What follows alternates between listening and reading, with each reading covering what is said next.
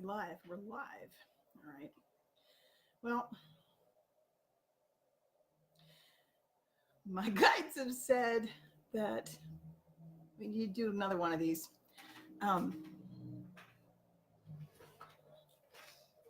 Since the first one, a number of things happened.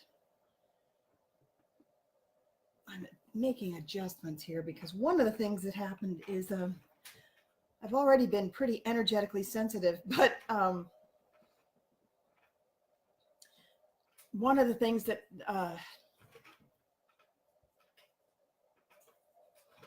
hang on. They told me to make adjustments to my living space after the last live stream, and we did that. It's still a work in progress, but it matters a lot more than you'd think. It matters a lot more than I wish it did.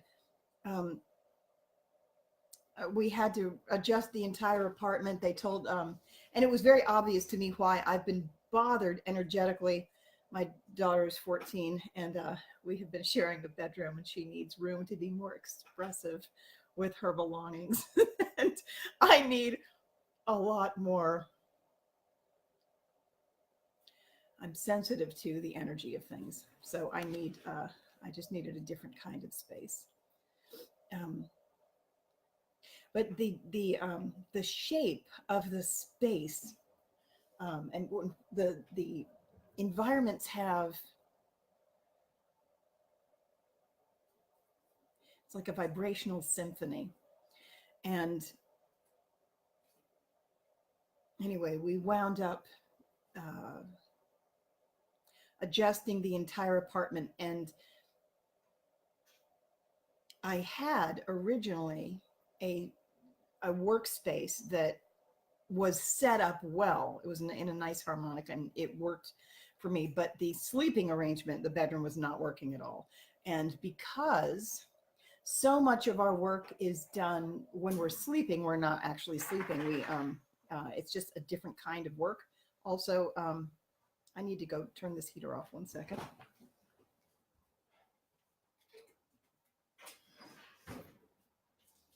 Whoops.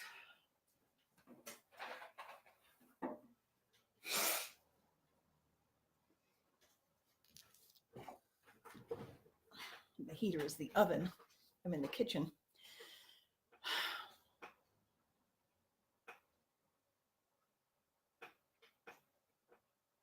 As we go up in vibration, boy, everything is just, everything has been bothering me. You know, the color has a certain vibration, and shapes have a different vibration, and getting harmonies right. Some things don't go together, and when you're in the third dimension, we're a lot less sensitive to that kind of thing. And when you go up, not only is there more because of the geometry, but you suddenly begin to recognize the unique vibrational contribution that everything has. And it's exquisite state to have all of this, the ability to communicate and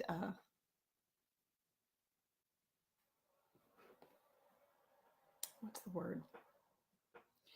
The sensitivity is a nice thing to have in some respects, and in some respects it's really not. I think that hang on, see, this kind of thing, like it's bothering me. It's like the light's too bright, and I don't have it set up quite the way I want to. It's a little bit too hot. The shape behind me is wrong.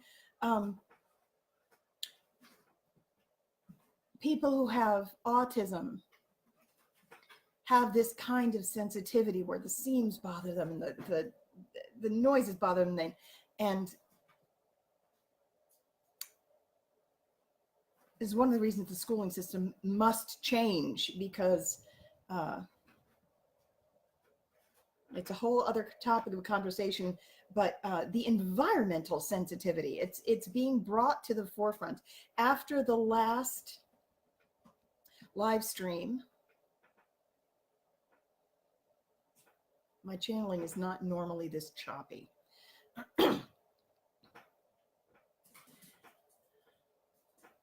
Like right now, I'm really aware of the guinea pig making noise. I almost had her over here. I've got a house lizard in the chair next to me. I'm wondering if I should make some adjustments now. I don't know if I can do a good job right now. I almost had the guinea pig over here too, because there's some imbalances that are sticking in my head. It's kind of like if, I don't know, let's see if I can do it this way for a while, see what happens. Move back, I'm trying to adjust the shapes, like the,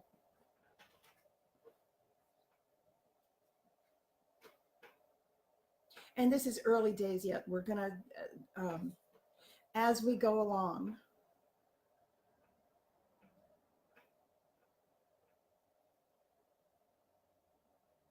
we're going to adjust. I had continued work to do regarding the spatial, the environmental symphonics, the harmonics in my own environment. This is still a work in progress. I'm going to see if I can set up a space now that she's out of the bedroom. I'm going to see if I can set up a working space in there. The whole corner of the room feels off to me. So every time I go in there, I was trying to set up in there earlier because I wanted a closed environment.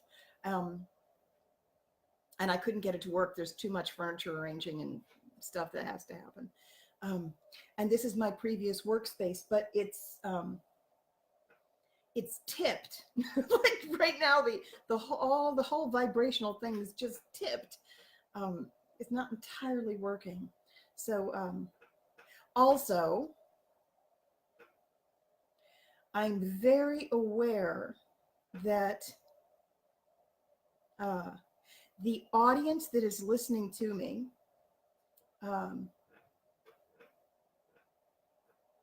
we're making, I shouldn't say me, there's energetic tweaking going on. You know what this feels a lot like? That's exactly what it is. It feels very much like tuning an orchestra. It's exactly what it's like. Where we're not ready to really play yet. We will. We will. But everybody's instrument is just being adjusted, and we have to get it all in tune. So I'm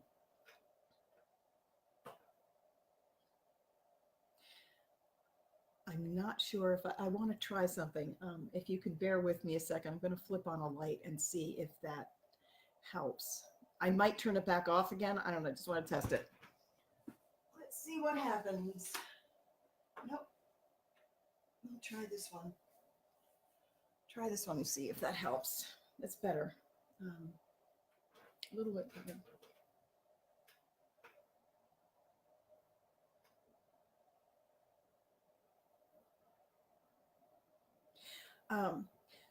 So I'm not entirely sure what they want me to talk about tonight. I was a little surprised the last time that as they sprung the King David, like they knew that I didn't really want to talk about it. Hang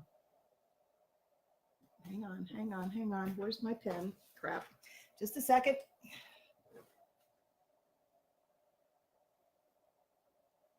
There are things that need to be spoken about. And I'm just getting the hang of live stream too, because it's not that I do better one-on-one.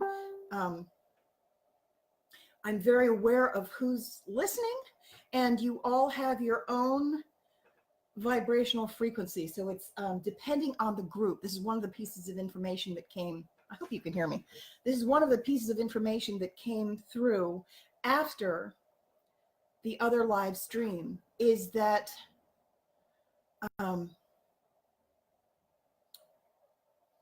there are groupings. The audience is going to need to hear certain things that are meant for certain people. Nothing is random. Nothing is an accident. If there's a piece of information that's meant for you, you're not going to miss it unless you're tuned out and not listening. But if you're listening for it, especially if you ask, if you're a willing participant, I encourage you to say, give me all the information I need. It can be really simple. I always think it's somewhat tragic when people say, I don't know how to pray, or I don't know how to ask angels. I don't know how do you talk to angels? How do you pray? I'm afraid I'm doing it wrong. You're not doing it wrong. That's impossible. You can't do it wrong. You can even think what you can just think. You just communicate. You can say it in your own words.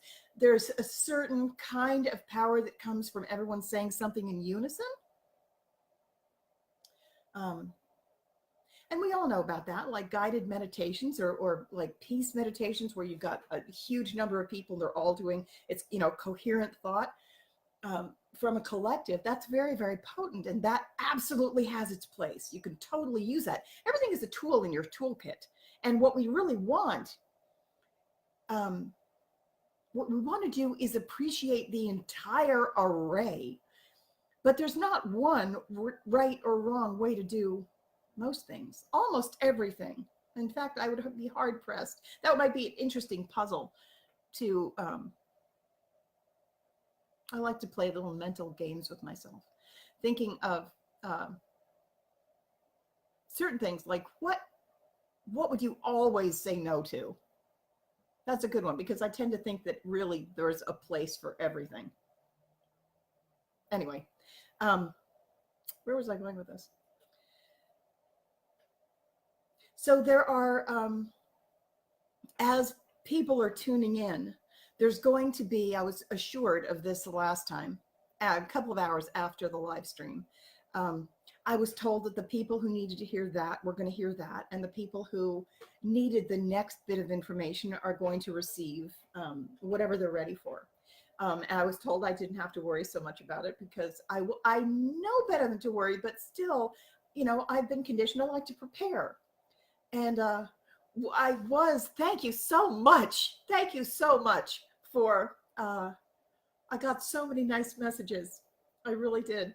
I was truly touched by a lot of the responses. I was also kind of tickled because a lot of you seem to think that I have some kind of control over what's coming out. I have far less control than you think I do. Sometimes I will present just my personality. It'll just be me. Like, this is kind of my personality right now. When the energy starts running, but it's mixed. Right now it's mixed. When the energy and the information starts running,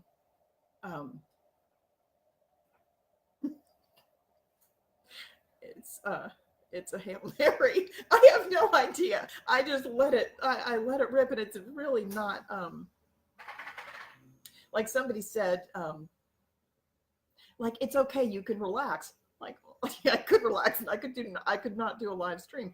Whatever comes through is just going to come through. In fact, the more I relax, it might come out even faster. So the point is, I really don't control it nearly as much as people seem to think that I do. And that has been part of my worry. I think it's going to relax. It's gonna dilate almost. It's like, what I'm trying to do is just be a pipe. And I can tell that when everything is flowing, it's when I get completely out of the way. And I do have the capacity to do that. I prefer it, actually. I prefer to just not be here at all. But I've also got my own personal challenge with this. Here we go. This is something. So, okay. So one of the things, you're seeing some of my own resistance. because I can feel it. There's a lot of conflict in me. And I know it's very easy for the audience. So many people have said this to me. Just say it. Just say it. Stop worrying so much. But they're not the ones who have the issue. And I know what the issue is. And it's not about me personally. And that's where the fear is. If it was just about me personally, then I wouldn't have a problem with it at all. It's the merging of the two. And it's because oh, there it is. I have an awareness of certain things that need to be very, very carefully handled. That's the best way I can say it. It's kind of like if somebody saw a field and they said, well, you just want to run across. Go ahead. Go ahead. What's stopping you? Just go. Just go. Do it. Do it. Don't be so scared. Just do it.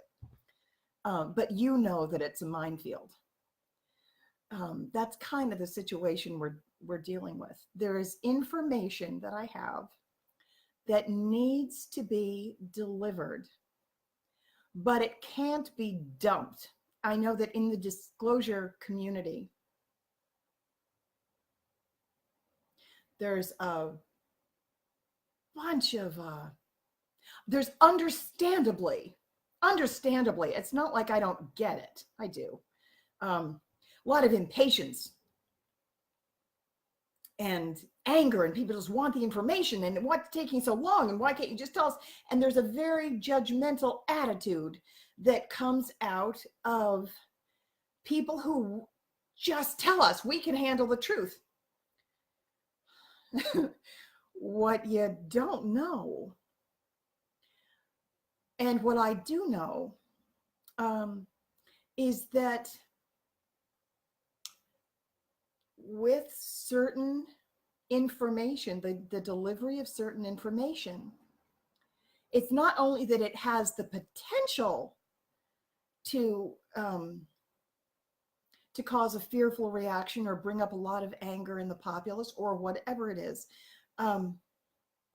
it's that it will. It absolutely will. So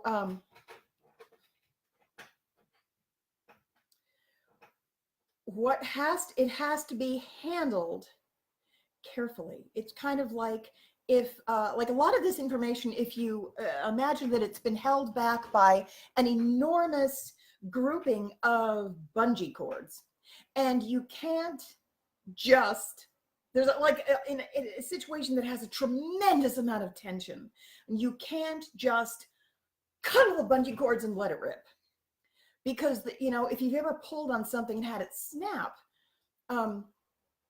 you need to really release the tension a little bit at a time. It's going to cause injury if you don't.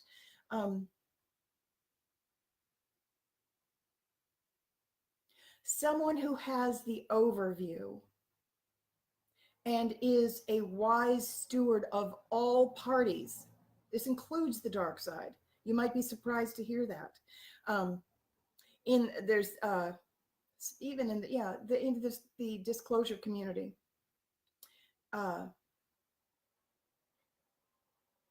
it's coming out of the third dimension, which is all about duality, and it's very polarized, and there's been a history of such tremendous conflict.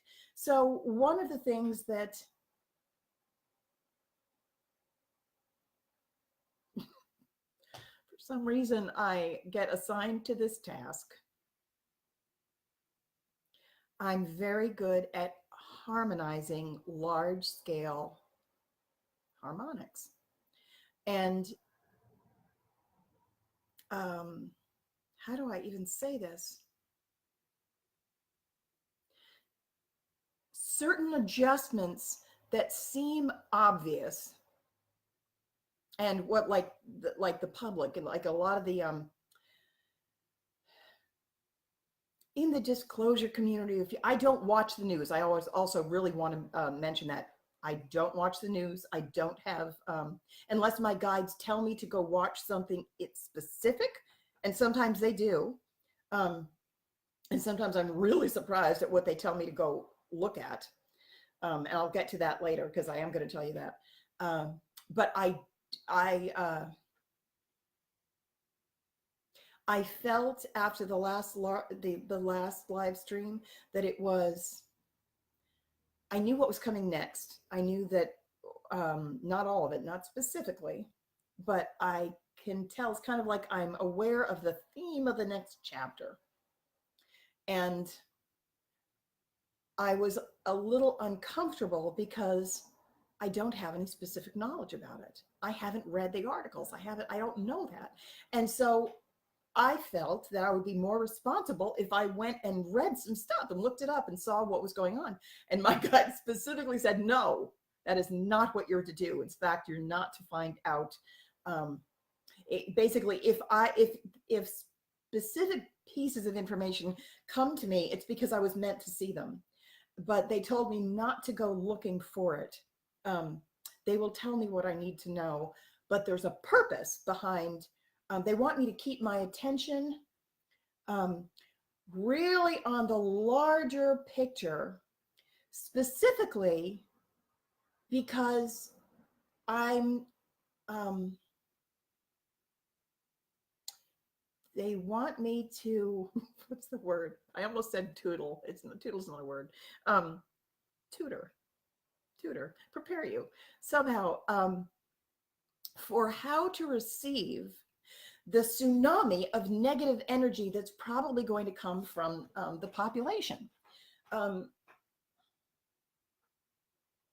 The population who is less practiced at transmutation. Those of us on the leading edge who have been the light warriors, most of us are very practiced at transmuting dark energy. We came here to do it. I know specifically we're going to be talking a lot about that in preparation. And the network that I was talking about building last time is not only for the QRS or the QFS. It will function that way. It will function as that architecture. But the group dynamics has I almost said a secondary purpose, but it's not secondary, it's primary. We all transmute and help balance one another. And the network, I need to talk about the way that functions, because with disclosure is going to come from, remember I was talking about the Marshmallow Battalion, the second waivers, who are very innocent, and they have far less experience with real darkness. They're going to need some help. They're going to need some help. So it's kind of like we're going to be holding the hands of the children, but they're going to be picking up a lot of work. They've been living in a kind of a la-la land where they thought everything, they believed certain things to be true that we knew, what we have known for a very long time, the light warriors. We have met that darkness. And I want to talk also about the depth of darkness being equal to the strength of the light. Really need to talk about that. I'm not entirely sure how to organize this material, but I was told after the last time that the people who were in kind of a margin, a preparatory time that serves a purpose. Those of us who have been in like the light warrior community, who have really been pressing for disclosure, and we want it because we already know what's there. And we want it to come out. And we've also been suffering pretty badly, a lot of us, really badly. And we need that to end. But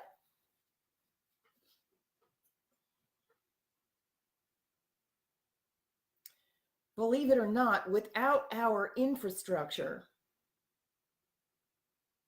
the new infrastructure in place, without being um, fully connected, there are just certain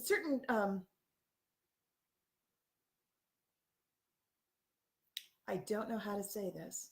There's a circulatory system that even though we're all connected and we're always connected, there's a certain new circulation system that needs to be established in 5, and we have to get that firmed up more so that we can really establish ourselves there. That has to be fully operational before, and that's what this is. That's what we're doing now.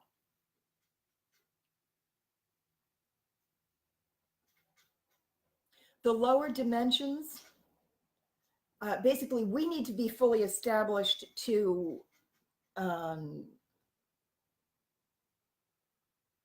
handle the traffic. I don't know how to say this. Help me out. It almost looks like a subway system, except there's far, far, far more lines.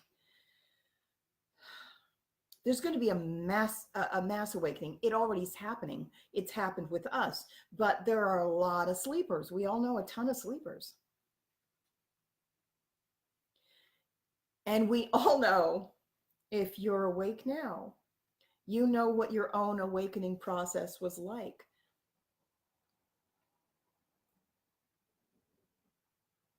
It's going to come in a bigger wave.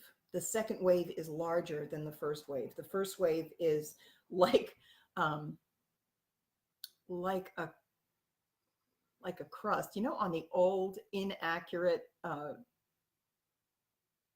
description of the earth. Now they said, here's the earth's crust, and underneath it's all magma or whatever.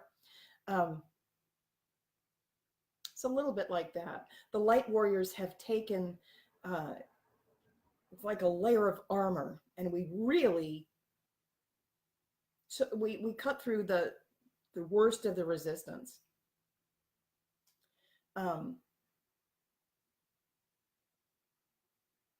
But the marshmallow brigade, the marshmallows beneath us, trying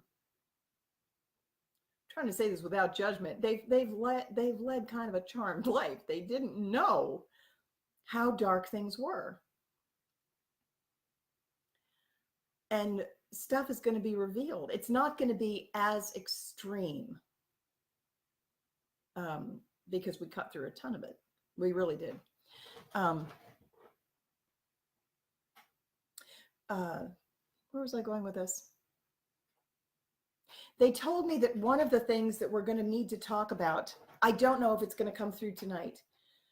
Right now, there are certain energetic adjustments. If you're listening to the sound of my voice, I hope you can hear me.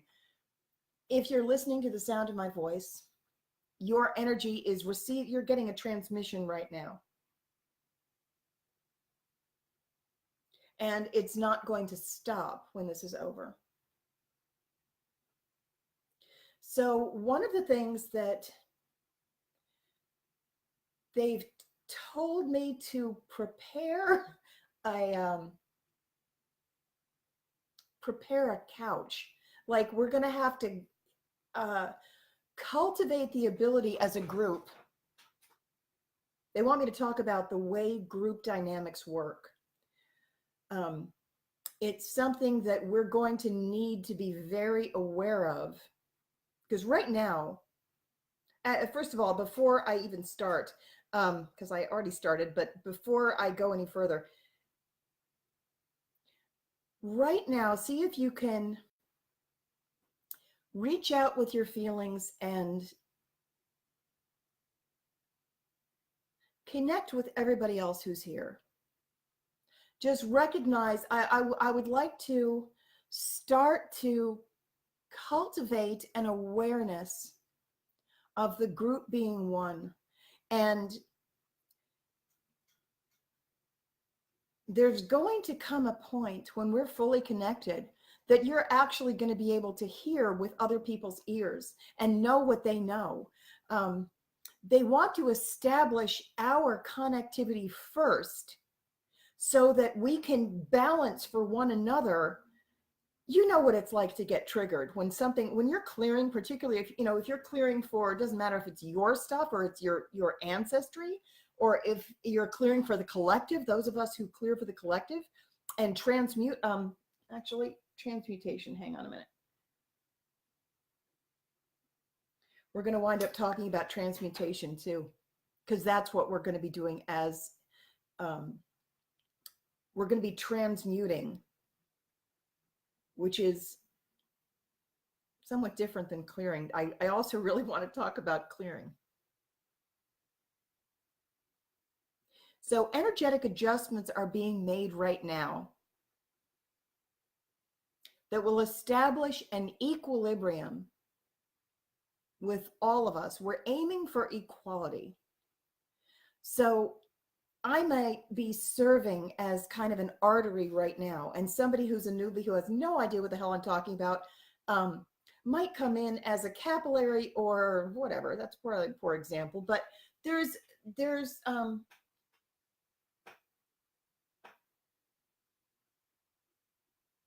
a goal. We're aiming for equality, unless we are it's weird because we're aiming for equality, but we're also aiming for the maximum amount of variety. And believe it or not, that's possible. So that's another thing that I know we're going to talk about later. I don't think we're going to go into it tonight. I don't feel that it's weird. It's like there are shapes behind me, and I can tell certain information is located in different areas. And it's not up to me what comes in either. I'm sitting in a chair in a kind of a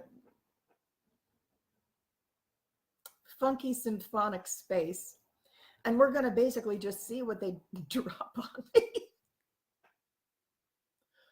But I do know that they've prepared me for certain things. So group dynamics is one of them. Let me see.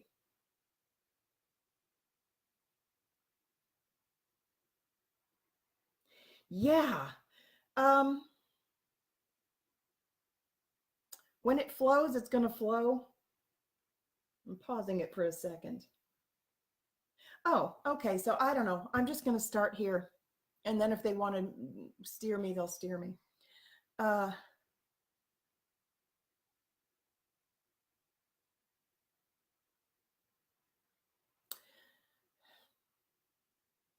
don't know how to say this. If you heard the last live stream, we were talking about everything being valuable in the wider spectrum, and that nothing is invaluable. Everything has a place, a purpose, and everything harmonizes with something. And there's a vibrational, interdimensional, multidimensional symphony of creation that is absolutely the most glorious thing imaginable. And it just continues and continues. It's like stacked looms. And not only is there harmony along every lateral strata, there's also harmony along every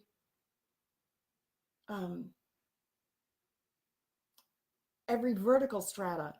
And yet this gets to be a difficult thing to describe because it's nonlinear. It's always moving. It's always shifting. There's a lot of magic to it. Things pop in and out of existence.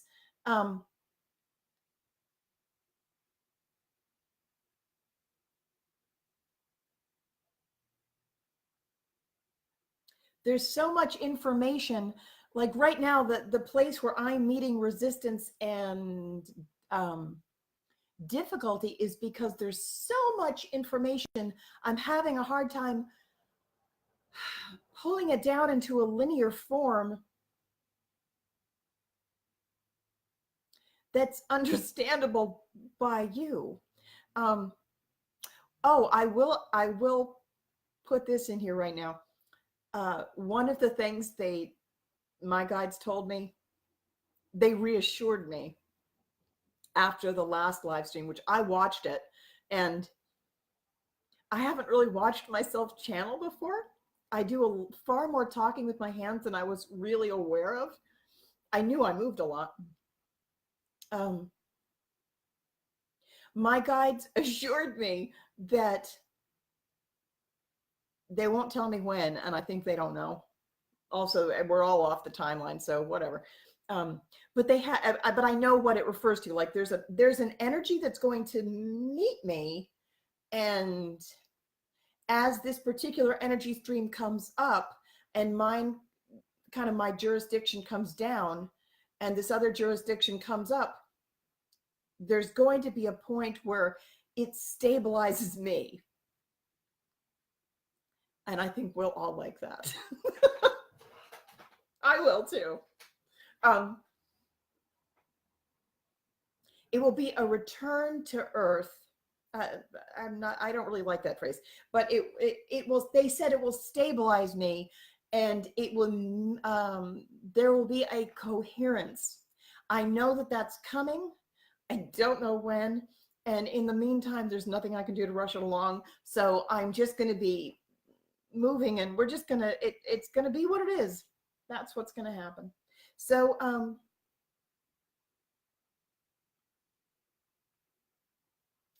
I'm aware, I don't know how long this is going to be either. I'm aware of a few different large chunks of information.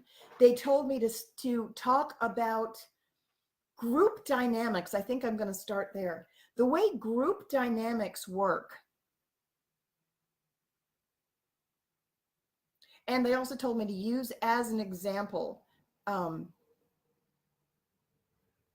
the structure that we put in place during the Joan of Arc lifetime. Prior to that, we put it together, we take it apart.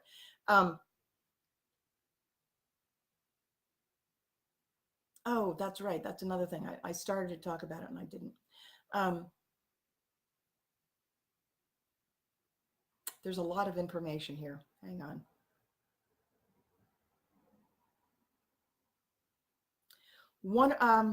One of the reasons this becomes a very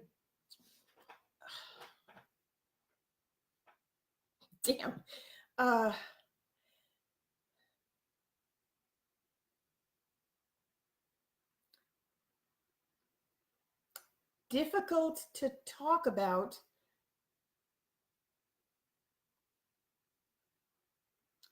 there are opposing forces that we're trying to harmonize. I know I said this earlier. The opposing forces are not, it's not merely dark and light. It is dark and light, but it's also a whole host of other opposing forces. One of them being the larger group versus not versus, let me take that out. The larger group and the individual. That's a big one. So for me personally, this has been my greatest challenge. This is really like even just when I say the words, I feel real squirrely about it. Like it has a place in my body that it's like, whoa, don't go there. If anything's going to trigger me, it's going to be that. I'm extremely averse. Cancel. I don't want to say I am.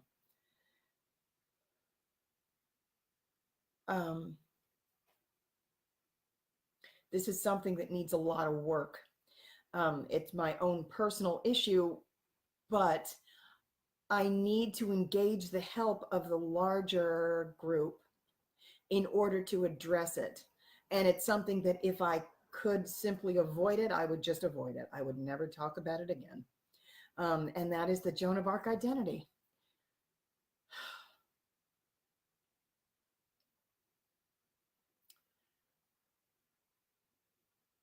how do I even begin to talk about this? It's located in a portion of the geometry. I can't get my energy to go down there yet.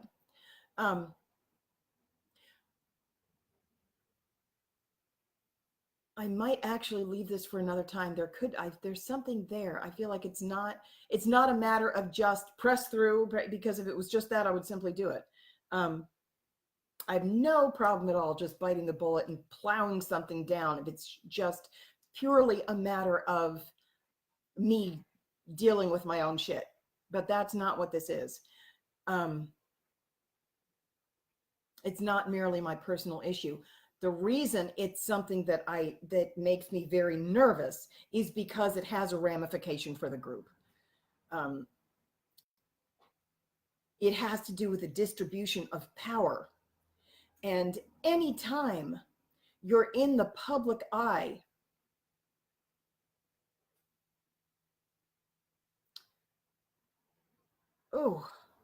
there's so many layers to this thing. Anytime you're put in the public eye, where everyone's looking at you, there's a stream of energy that's it forms. It just forms. David Wilcock has talked about this. If you've watched wisdom teachings, he talks about this a bit, and they can measure it. It's something that we cultivated. I was talking about coming down as an ET being. This is something that we knew we were going to deliberately cultivate and create a savior figure in order to harness the energy from the population. And I know that that's something that's going to be looked on with a lot of anger by people. But it's basically, think of it with less judgment and more as a mechanism. It's just a mechanism. There's mechanical circuitry that runs with energy, and you can utilize it. Trust me, the dark side is using this too. And the dark side and the light side are basically the same thing. One side creates the other. So the reason we need to understand the energetic circuitry is because I don't know if it's going to be in this conversation I know it's upcoming though. As they've told me, you need to talk about this without knowing the details, because I need to talk about the energetics at play. There are massive energetic forces at play, and it is the rebalancing it's not even harmony at that point. It's because it's blunt. It's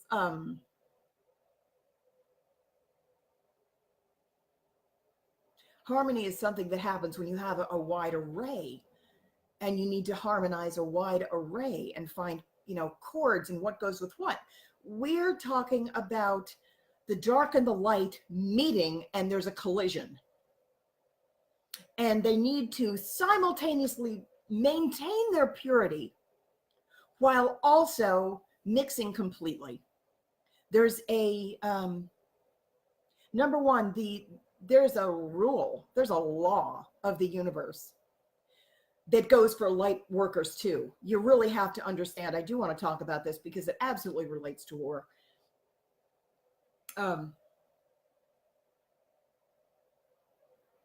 There's a very kind of ham-fisted, very basic, childish understanding.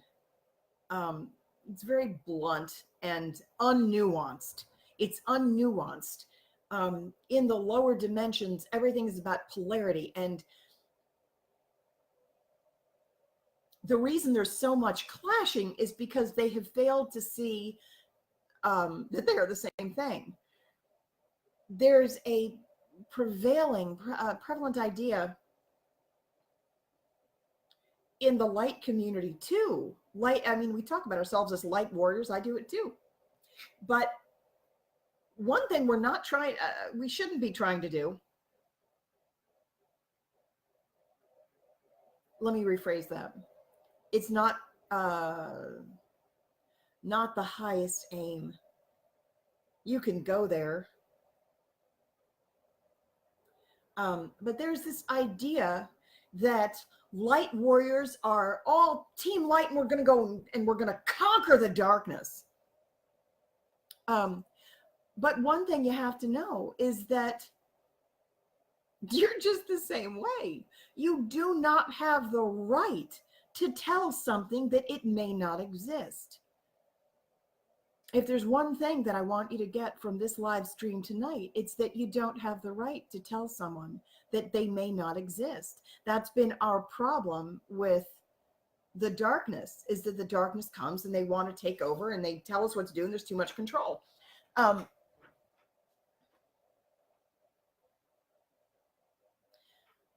They have just as much a problem with us. Have you ever been asleep and you're very happily asleep and it's nice and dark and and somebody comes and they flip on a light? It's very hostile. The light has a way of advancing that's very masculine. It's very domineering. And the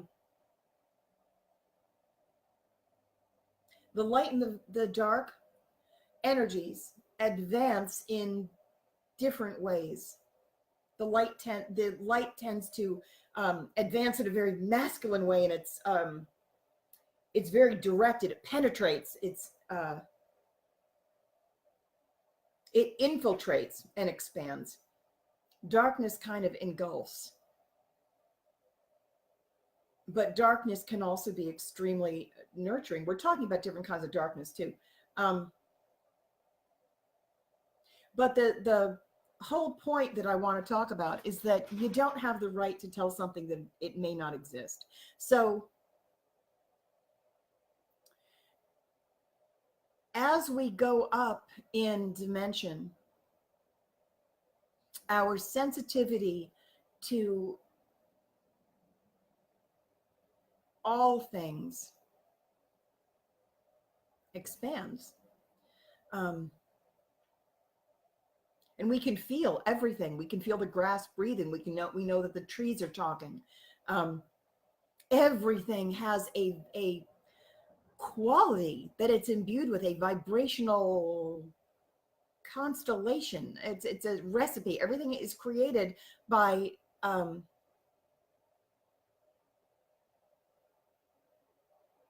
everything has its own recipe of frequencies.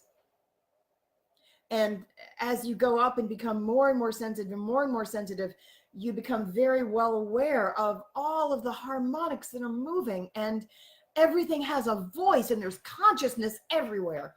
And when we're down in the more dense realms, we lose a lot of that sensitivity. We lose a lot of that awareness.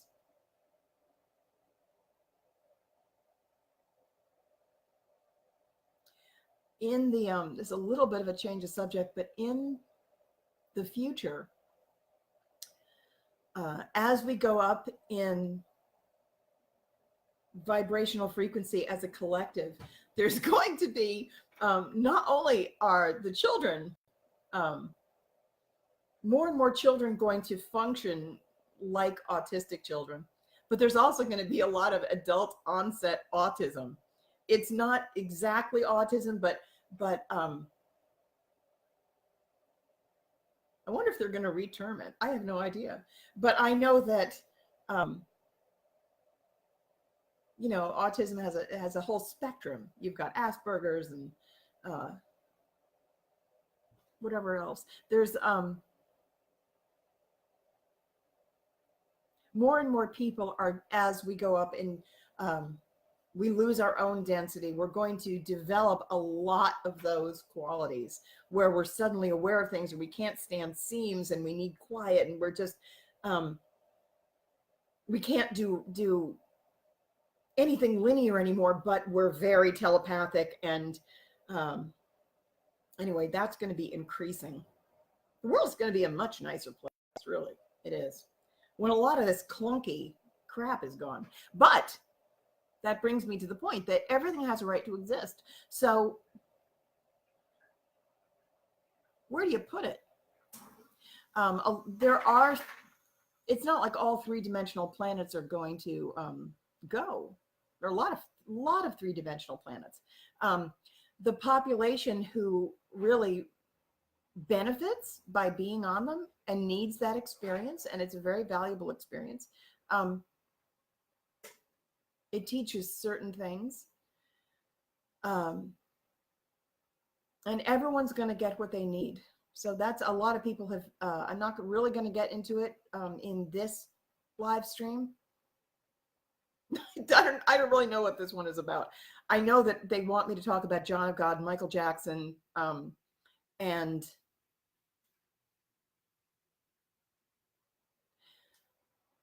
the energetics of being a public figure with extreme light and extreme dark relates to the Catholic Church. A lot of things that are going to come out, they're going to be upsetting to a lot of people.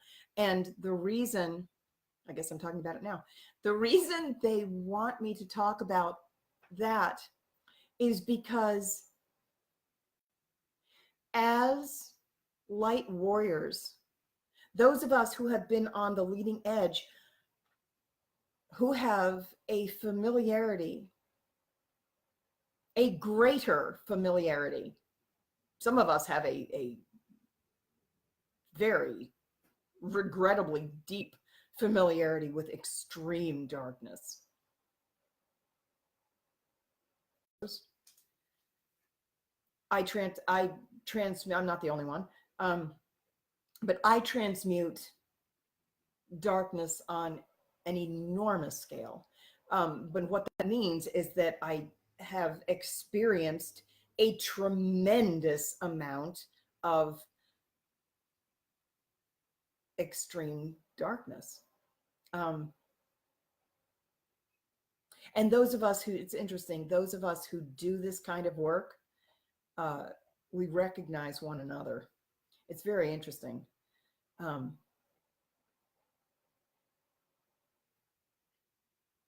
Not for sissies. There's a, it's not a very nice thing to say, but it's not. In order to be a light warrior on the cutting edge, it's not all light. It's not all about light. It takes a particular skill set. You have to be able to feel that degree of darkness, which is really dense. I mean, the quantity and the density, it's extreme amount of pain. And transmute it. So you meet it, but rather than feeding it, you don't let it get past half. I mean, that's the goal. Doesn't mean we can always do it. But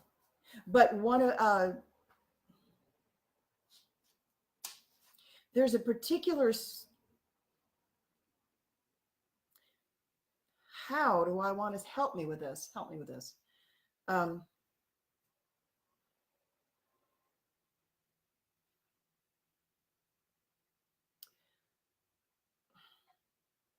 I don't know how to say this.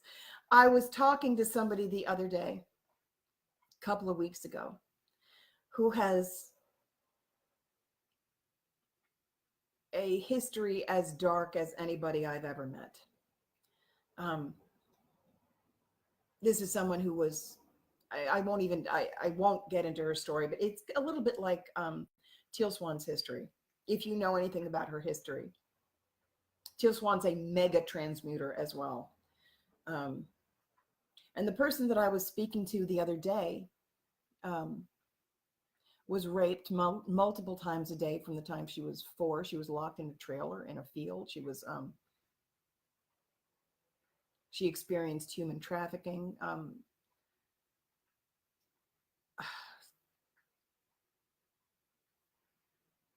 I don't want to put into the consciousness of all of you some of the horrendous things that she experienced. But it's as dark as it gets. Witnessing the death of children, ritualistic sacrifice.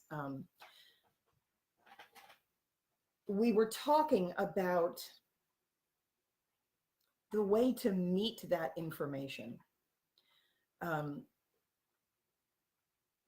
Where do these people go? Sometimes when certain things come out, our way of receiving, we have to really be very aware of the energy that we present, or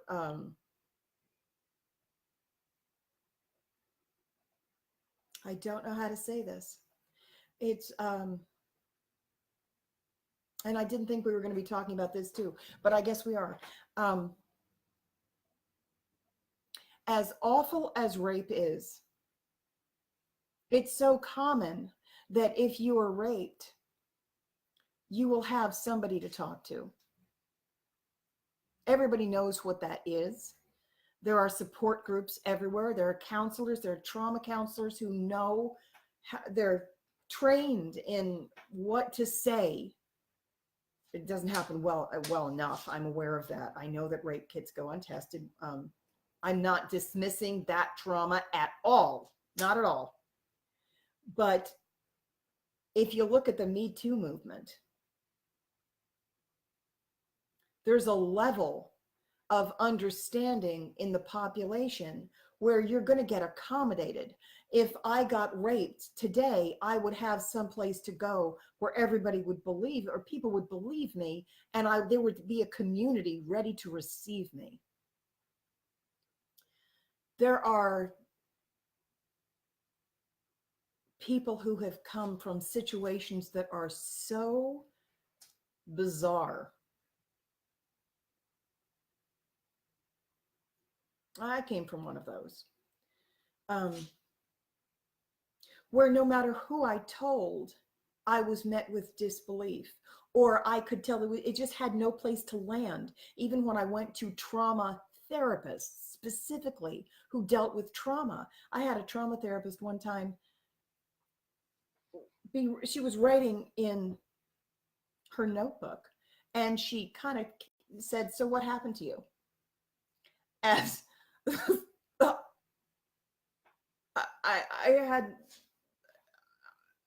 I didn't know what to do. I didn't know where to start.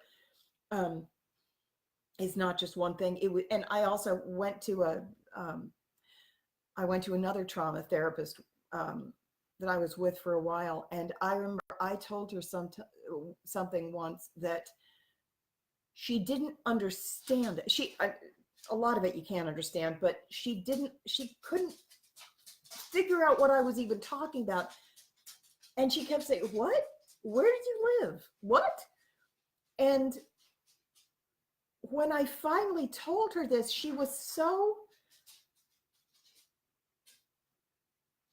didn't get it. And I could tell that if I told her, it would traumatize her. And so I never went back. There's a population, there's a group of people who are going to be coming out, who are the victims of human trafficking, who have experienced as children or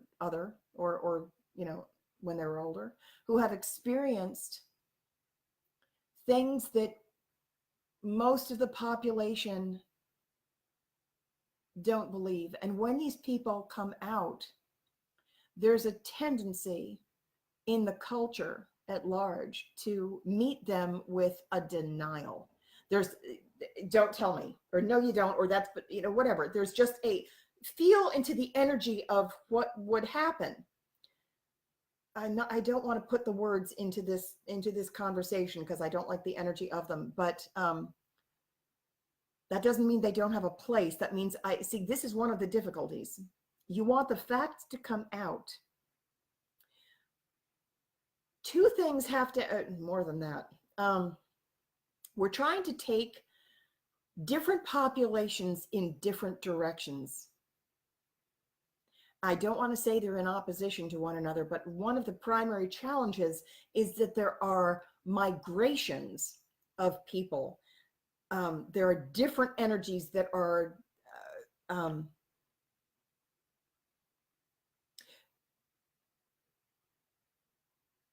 certain energies need to merge and other energies need to remain as pure as possible for the well-being of themselves and the collective. For example, those of us who are in the strata of creating the 5D QRS architecture, we can't have our minds on trauma, lower things like that. That's one of the reasons my guides told me, do not focus on the facts. You can talk about the energetics, about the way the dark and the light meet one another. Tell people what they, how to manage their own emotions when some of this energy, some of the anguish, the disbelief, the fear, the anger is going to, we're going to feel it coming up from the population. So I'm a transmuter on a very large scale. A lot of you are stepping into the role of transmuter. So you're going to be clearing or transmuting, because they're somewhat different. They are different. I'll talk about that.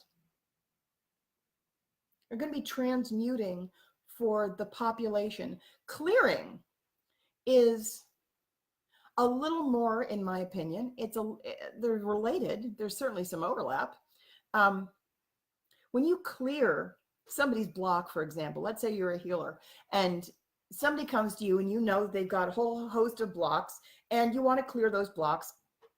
And you use all your best tricks, you use your EFT and your pendulum and your tapping or whatever. And you clear those blocks. Where'd they go?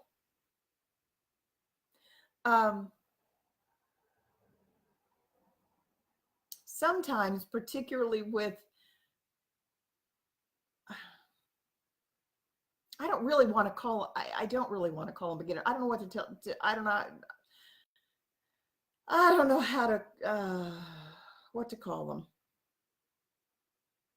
Sometimes, I guess before they learn better, there's the tendency to clear blocks and not really consider the rest of the energy. I'll tell you this story. My daughter and I have been sharing a bedroom. And until the other day when we moved her. And while we were sharing a bedroom, her room, I was going to say got really out of hand. It was out of hand. It was really out of hand. And I was having a hard time sleeping in that room. And I said, you've got to clean your room.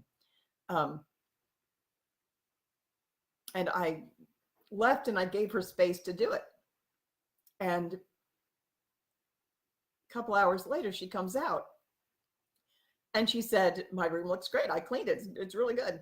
And I said, am I going to think it's clean? And she said, yeah, it's great. And I walked in, and what she had done was take all of the mess from her side of the room, and she had put it all on my side of the room.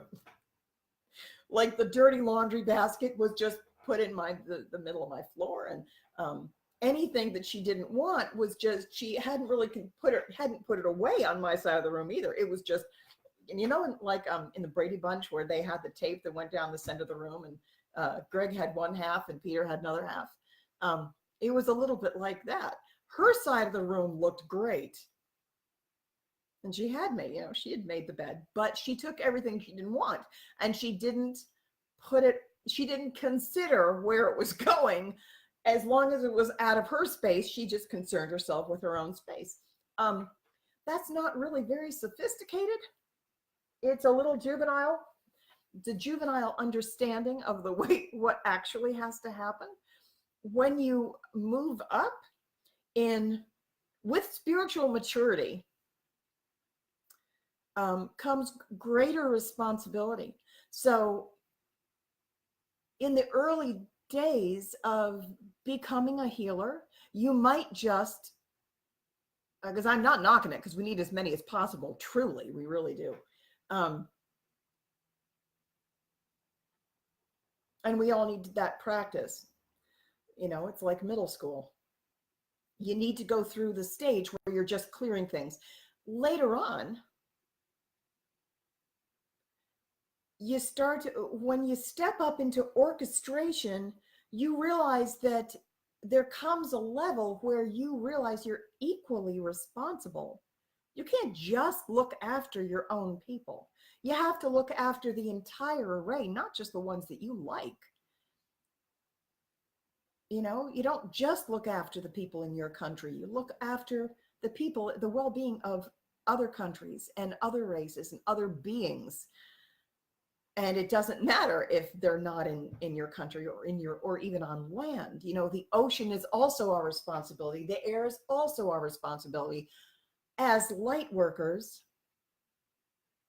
it's a fascinating dynamic because I've said this before, but it's so true. The dark side's best defense, if we're talking about the level where there's war and we're really in polarity, it's so true. I really think it's true that the dark side's best defense is the light side's better nature. The light side, compassion is never, do I want to say that? That's one of the things I need to really consider that before I speak. I think I saw that posed on Facebook the other day.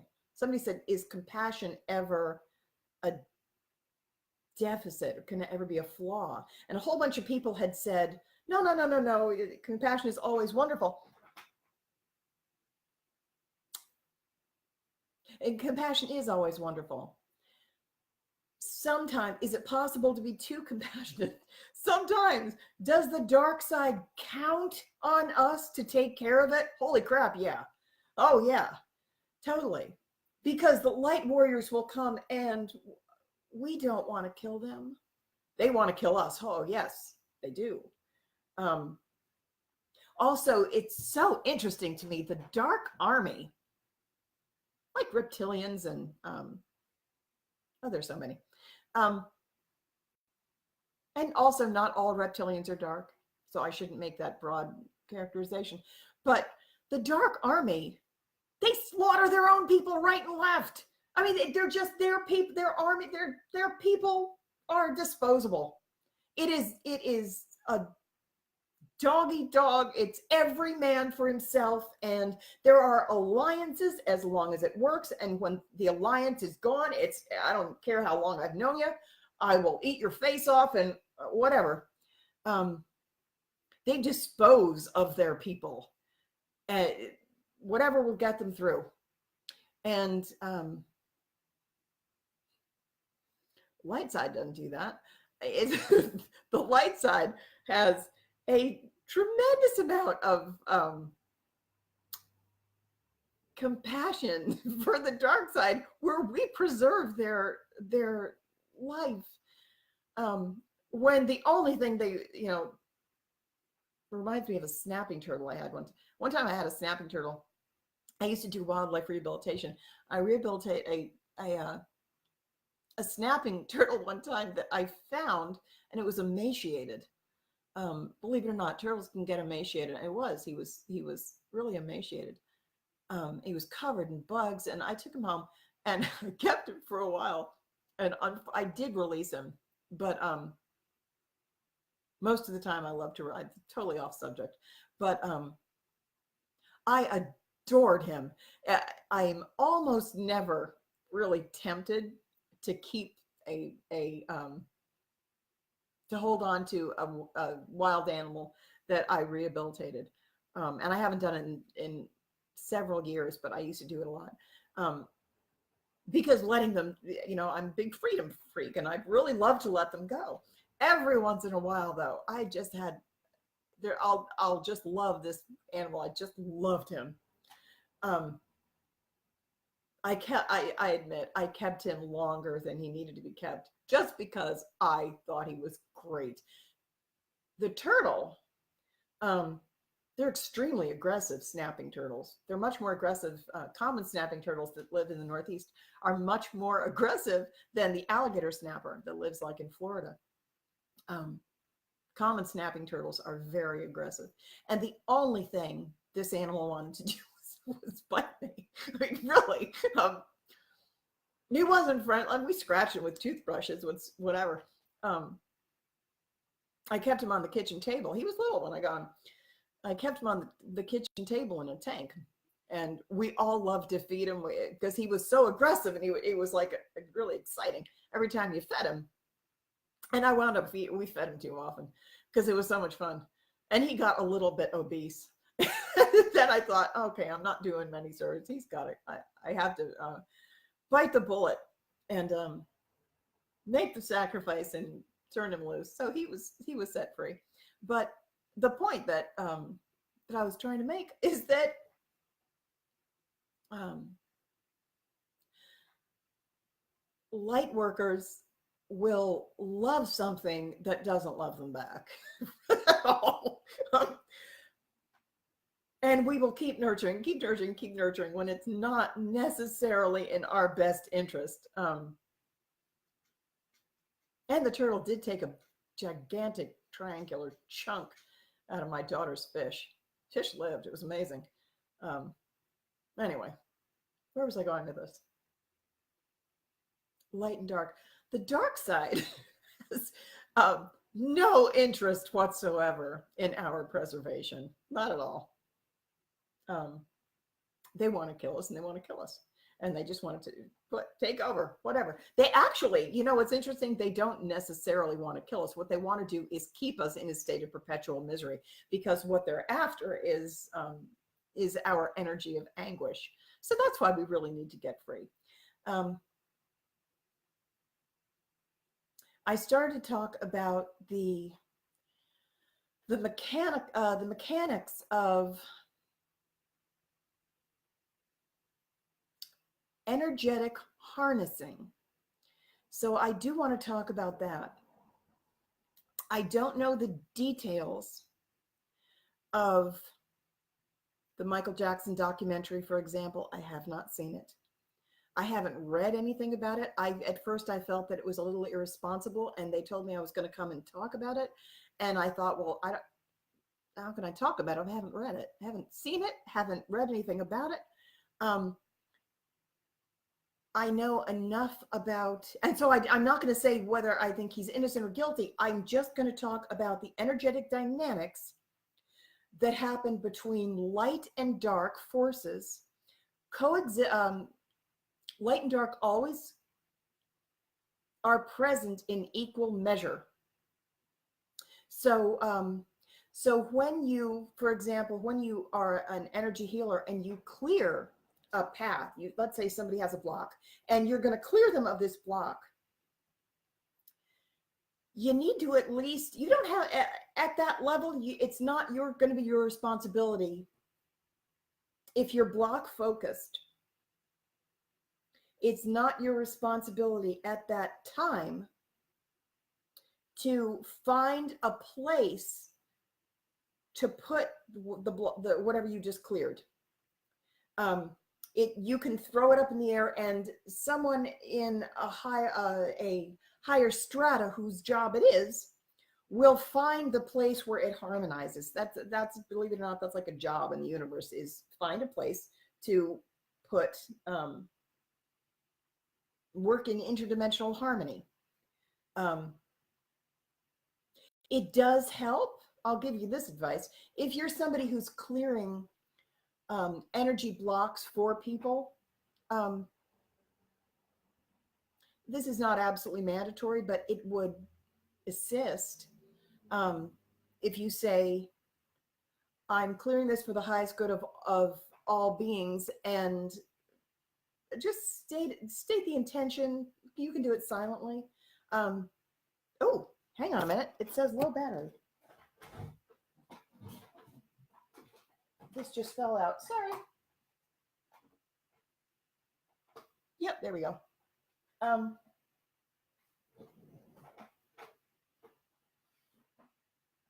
Whoops. All right.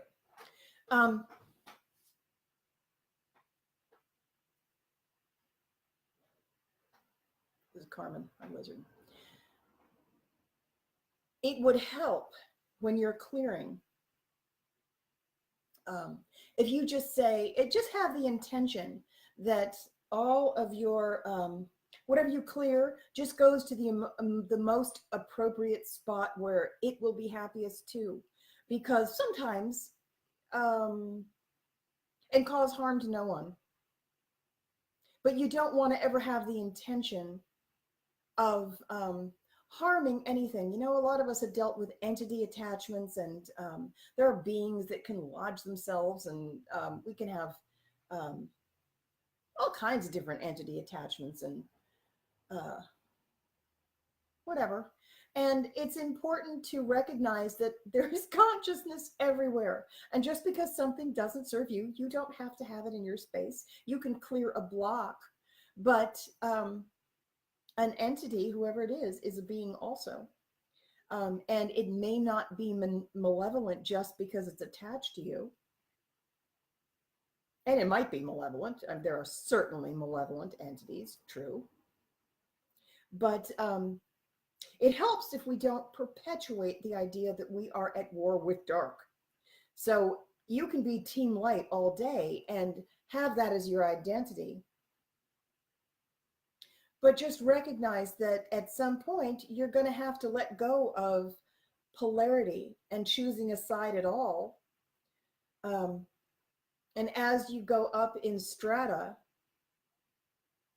you have compassion for everything. Doesn't mean you take shit. We are light warriors. What we do is transmute the darkness. But that doesn't mean that we necessarily get everything to go all light. Some darkness can be transmuted, and some darkness wants to stay that way. And we don't have the right to tell it that it must meet our standards. We don't like it when darkness does that to us. And we're trying to get free. So we can't inflict our own standards on someone else. You know, that's what freedom is all about. So where was I going with this? Oh, so the mechanics of I don't think we're going to talk about all of this tonight, because there's a very long, I feel like it's a 3-part. I feel like there's several chapters to this subject. The reason that, and they overlap. So this is one of the reasons I stall like this, is because I'm trying to figure out a way to organize the material, so present it so that it's going to make some semblance of sense. Also, I want to go off topic. I took my glasses off particularly so that I wouldn't be distracted by the comments. Keep writing them. I'll read them later. Also, if you're going to write a comment, if you have a question, I'm not going to address it probably during the live stream this time. But I will take a list of questions, and then I can probably talk about it at a later time.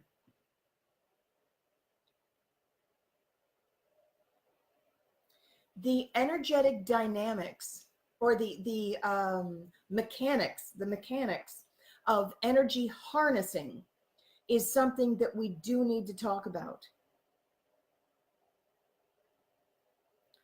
There is energetic dynamics. There's a circuitry.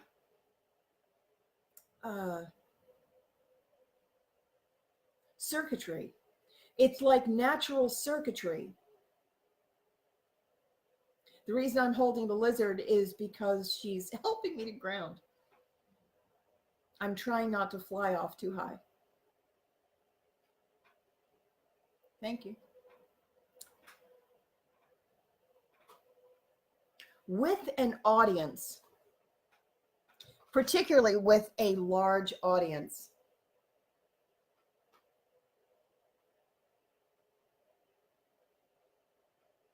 I don't know how to present this material. Hang on.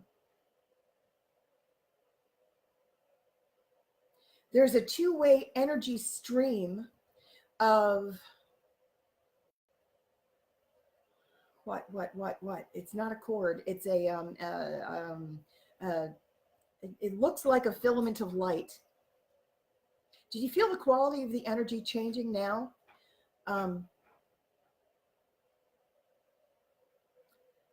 The energy that's running through me now has a very different flavor than it had a moment ago. And now my legs are, and talking faster, my legs are going. Are you bothered? I think I'm going to put her down so I can move more.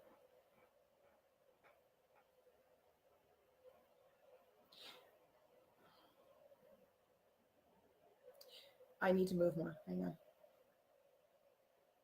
Hi. I love you extra. I love you extra. I bought you 25 super worms today, and tomorrow morning I'm going to feed you when you're sitting in the sun. I love you so much. There's Carmen. Oh. Oh. Okay, hang on. You'll have to move more to pull in this energy. Thank you.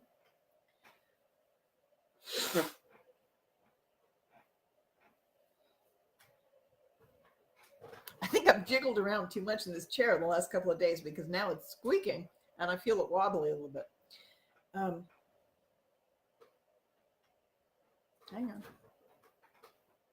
And now it's so weird because now in this, when this energy comes in, it's faster, and all of a sudden my sensitivity to my environment is increased, because now I'm feeling a little squirrely again. Like my legs don't feel right, and it feels like I'm full of electric eels. It's just, there's like nothing feels right suddenly. Hang on.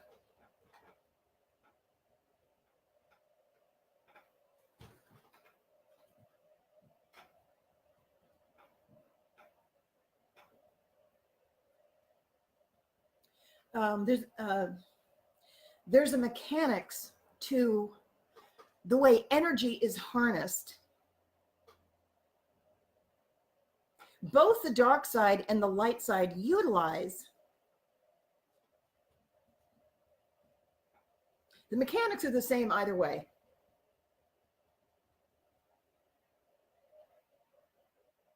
So one of the things that happens if you are a public figure,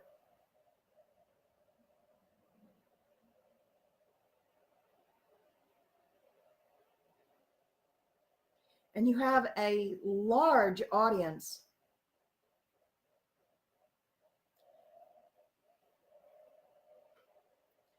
there is a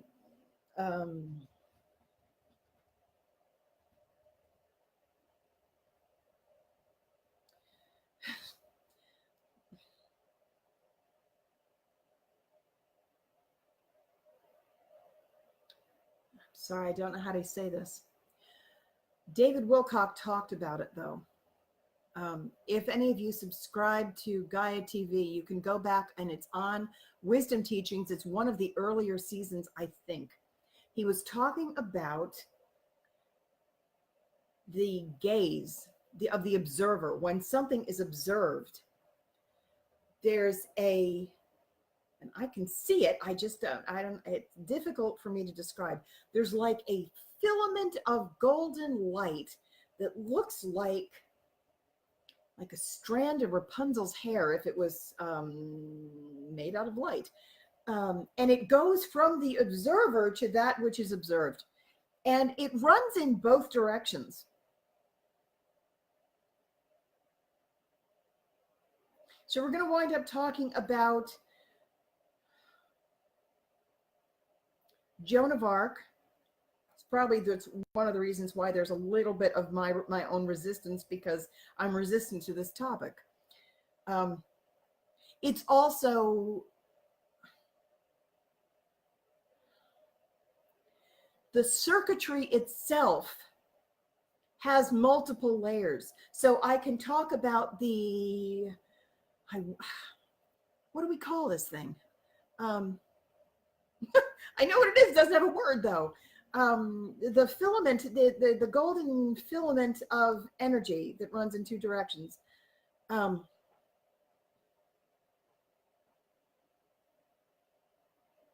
Both sides know how to use this stuff.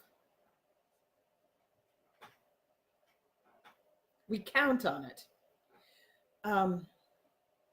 There are things you can do with it. The same way it works a little bit like energetic hair, but it's energetic hair that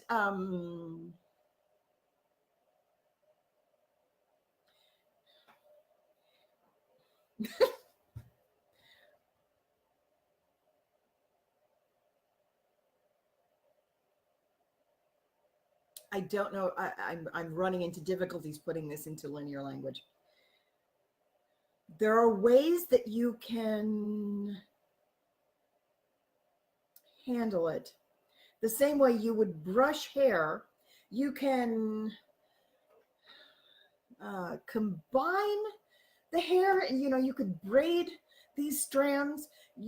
They have certain properties. You can, one of the things that it's important to understand, and this is one of the things that David Wilcock talked about, is that when you establish an energetic structure,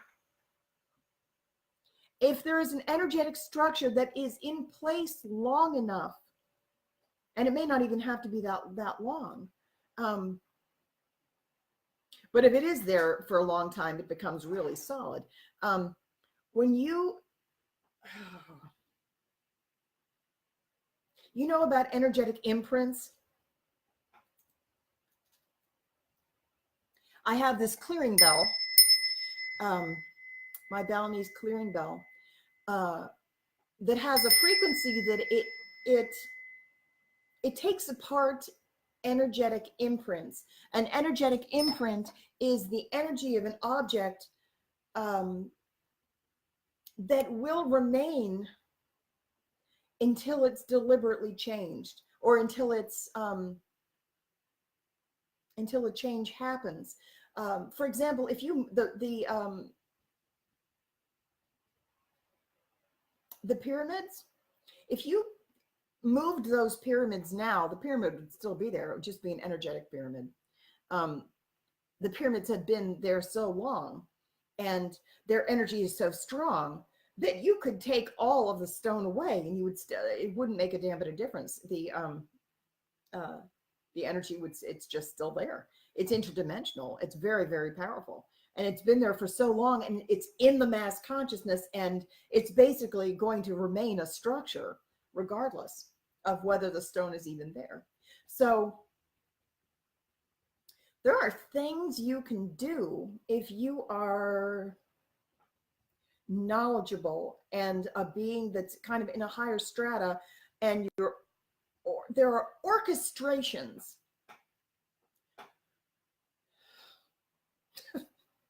Hang on.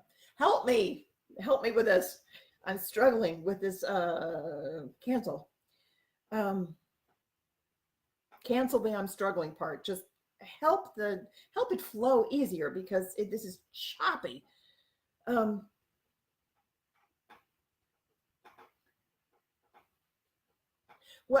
will say this: whatever I am,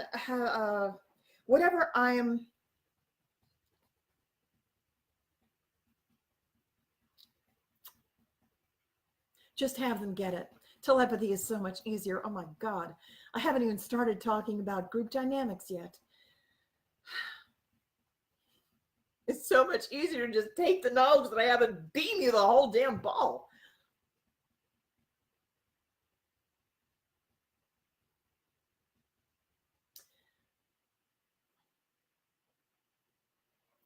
energetic circuitry can be manipulated and is manipulated in layers toward purposes by both the dark and the light. And it's extremely strong, and it's above it's outside the awareness of the vast majority of the population. So if you are, let's say you're somebody who's by and large asleep, and you're one of the sheeple, and you I'm just going to jump right into examples with and bypass a little bit of the more technical explanations, because I'm having a hard time putting it into linear terms. If you guys can have my audience just merely receive it, that's what I'm asking for. And if they don't receive it from from my words directly, have them receive it when they sleep, or have them just get it energetically. But I'm just asking for anyone who's supposed to receive this knowledge, just have them get it. There. I want to talk a little bit. I think you'll do better if I just give you an example. The energetic imprint is going to remain long past when the physical object is gone. So, for example, hang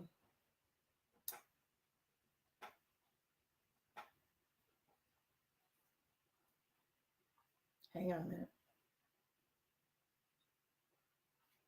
It really changed things when she walked in the room. Just a second.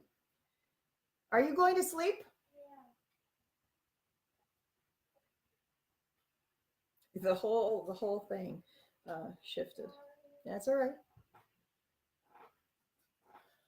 I'm going to see if I can just keep going. Good night. I love you.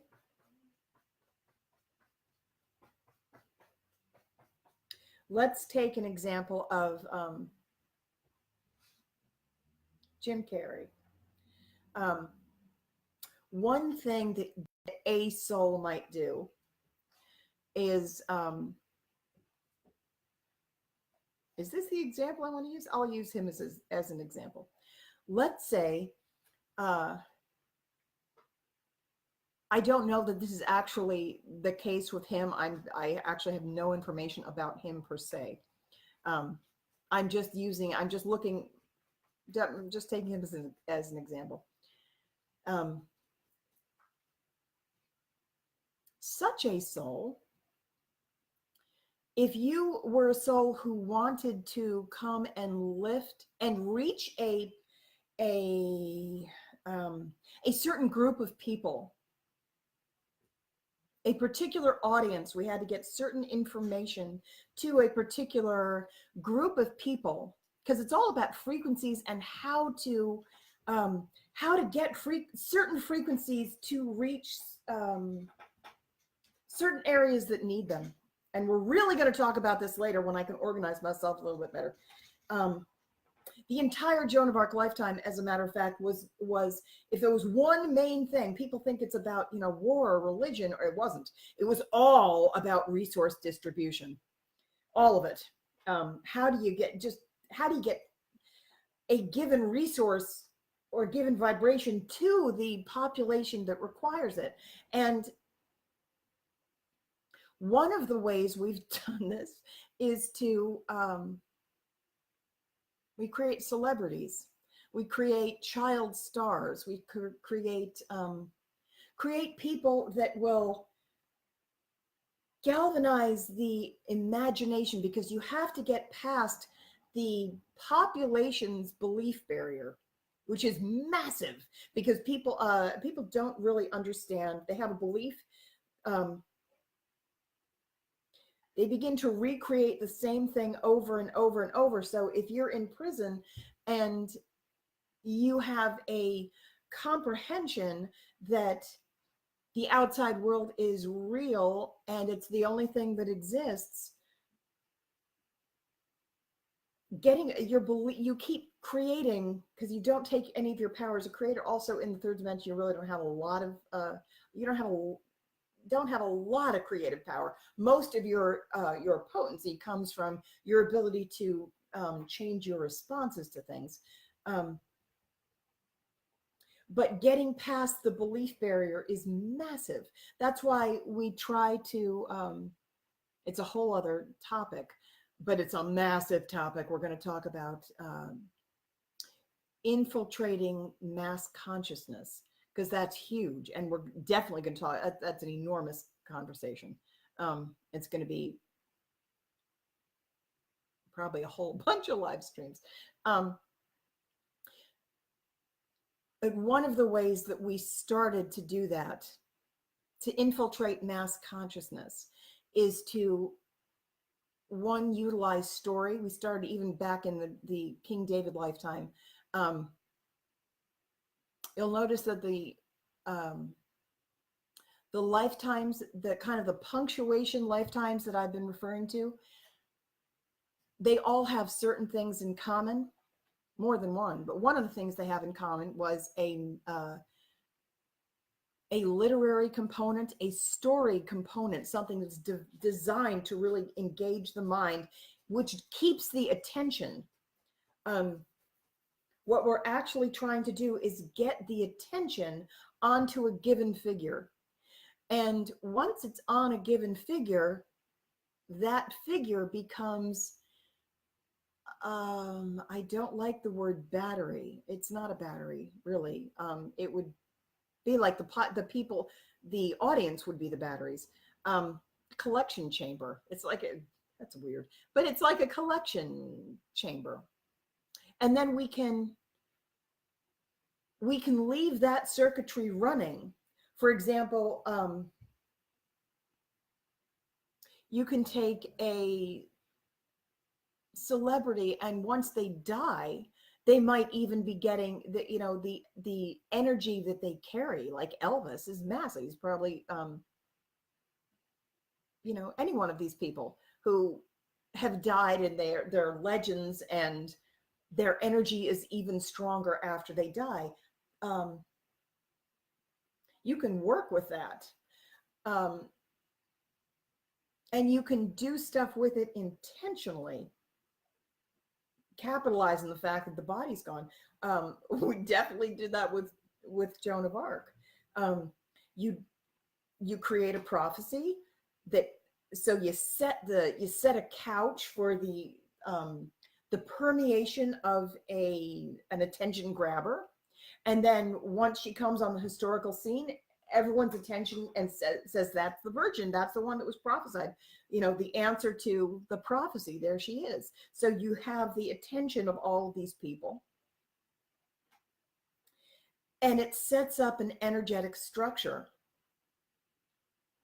And then you can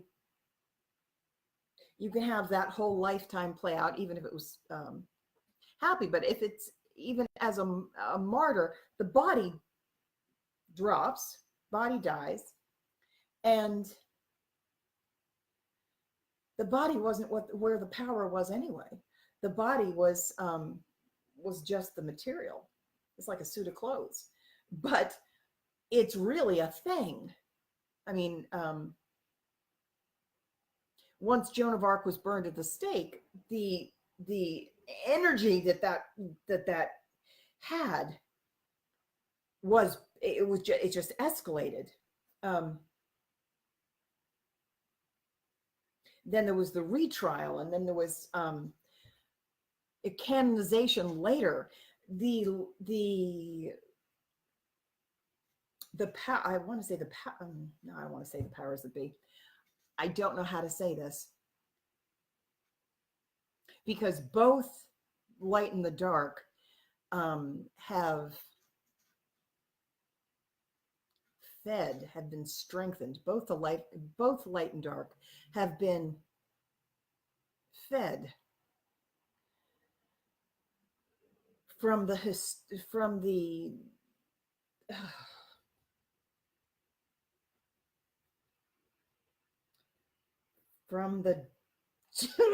from the Joan of Arc um, the power of the figure. You know, once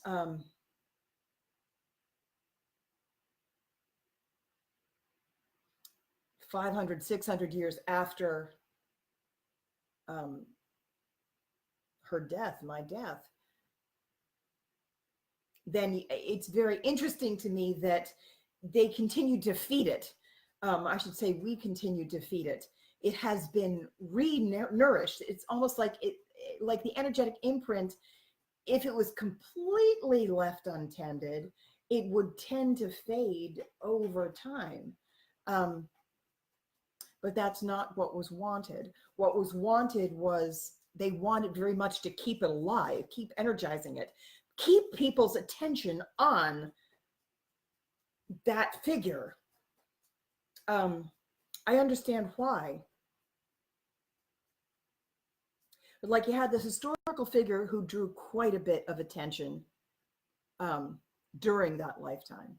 And then even after death, because of the trial and the retrial and the etc., the stories, the tales, um, the legend was perpetuated and continued to be fed energy. Um, and then you've got books and movies. There has been a very deliberate, consistent effort to keep that image alive. Wrong word. Um,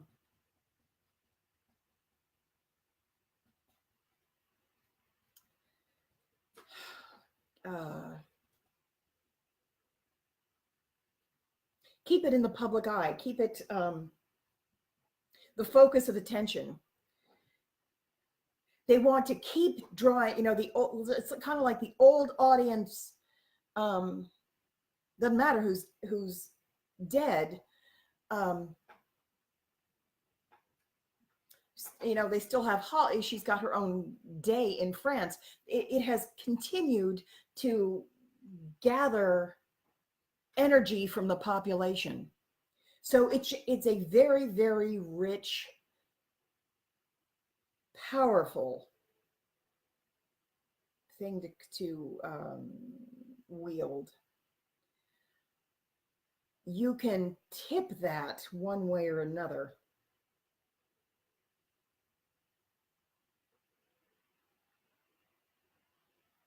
It can be, it will perpetuate one thing or another. It's not just some figure in a history book, depending on the way you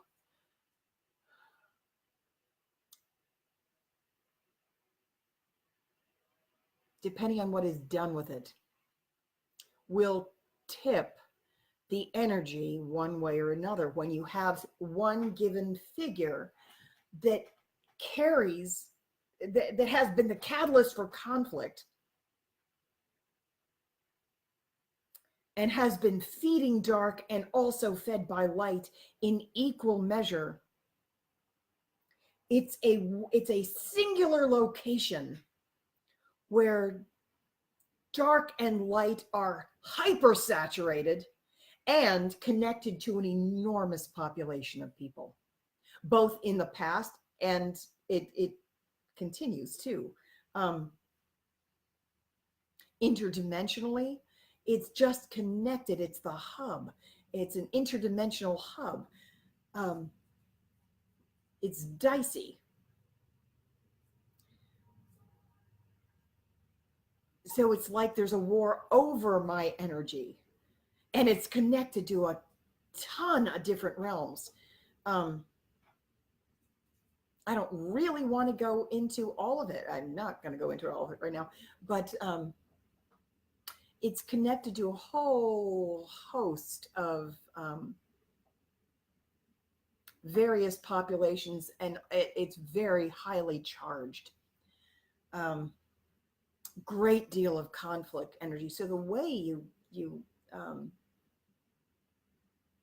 the way it has to be handled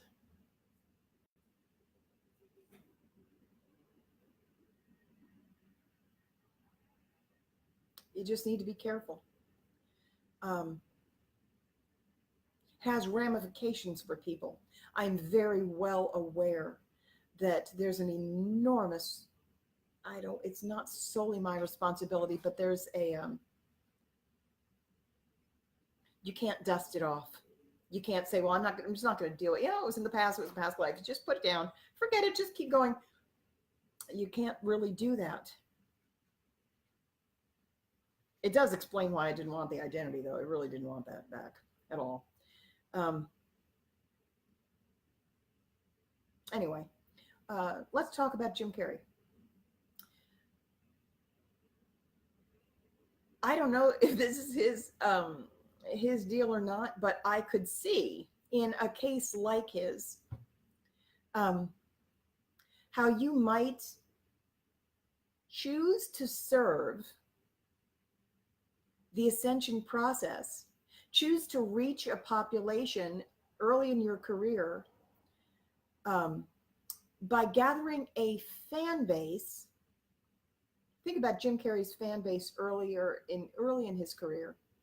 Um, you wouldn't really think that they were a particularly spiritually oriented lot. Um, if you were somebody who became a fan of Jim Carrey early on in his career and followed him a lot, your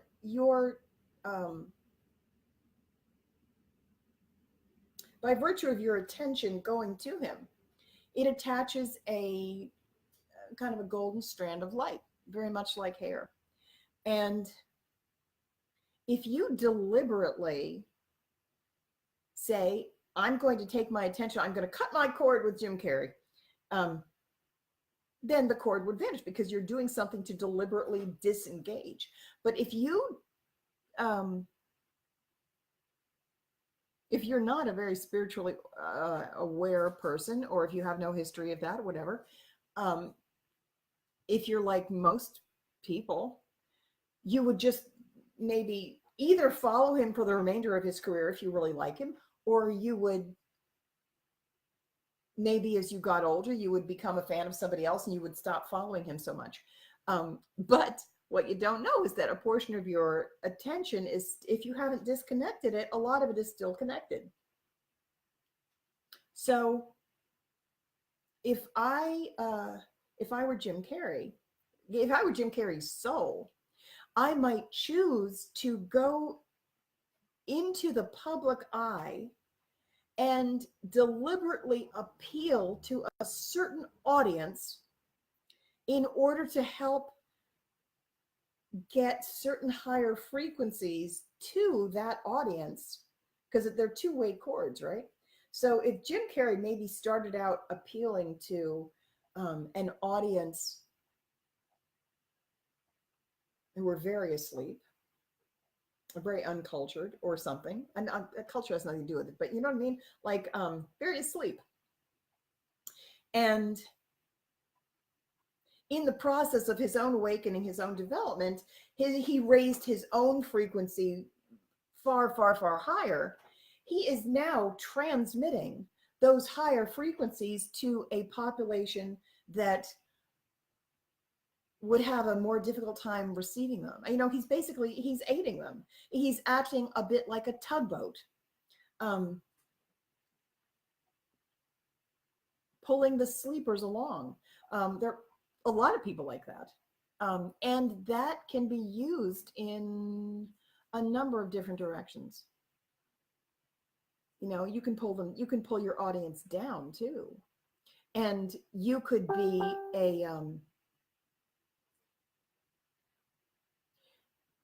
you could be somebody who wants to be famous but isn't particularly aware. And you could also, if you are very I don't really like saying bad or good, but if you can pull your audience down, absolutely.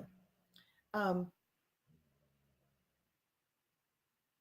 feeling like I'm a little too tired to talk about Michael Jackson and John of God, but I'm going to, because there is a particular dynamic, and talk about Joan of Arc in the Catholic Church, where dark and light exist in equal measure. And in certain cases, certain individuals, Joan of Arc absolutely being one of them, the light side and the dark side are very strongly concentrated in equal measure in the same location, the same being. As a transmuter, as a very large scale transmuter, I am someone who harmonizes equal amounts light and dark. I'm strongly on the light side, which is why one of the tests, one of the, if you think of yourself as a spiritual mega athlete, one of the things that one of your abilities will be to be able to meet that degree of darkness without being swamped by it. Your own light has got to be so strong that you say this far and no farther. You can carry that much darkness, feel all of that darkness, and yet still you keep it on the choice point. And every single time you make a choice for light, you make a choice for light, you make a choice for light. It's not that you don't carry making a choice, it would be no choice. It would be very, very easy to always be in the light if light was all you felt. That doesn't require a hell of a lot of skill.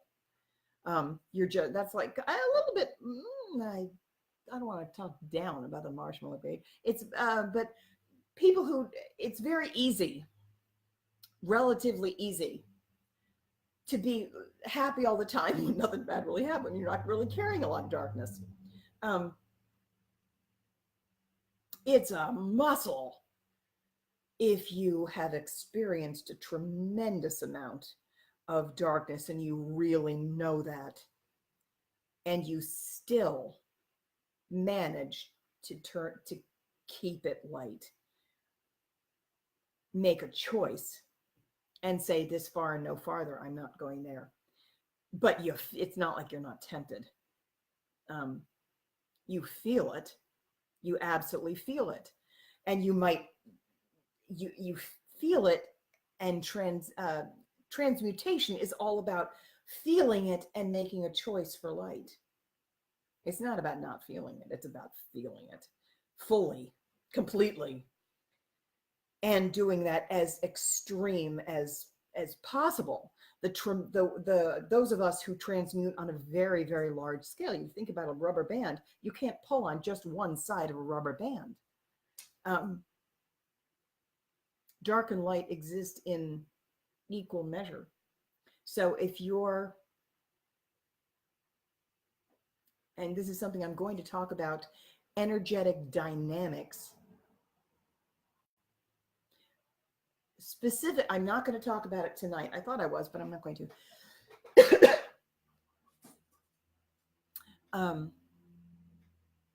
I went down as part of a triad. I'm not sure how to handle this particular piece of information, this particular topic just yet. I don't want to.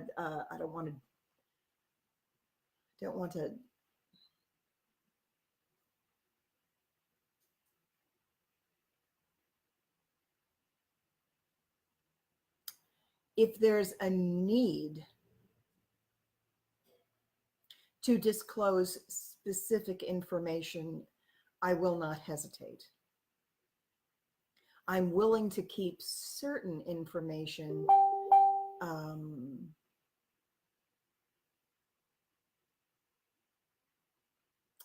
hang on. There are one or two little pieces of specific information. I don't hold to social protocol.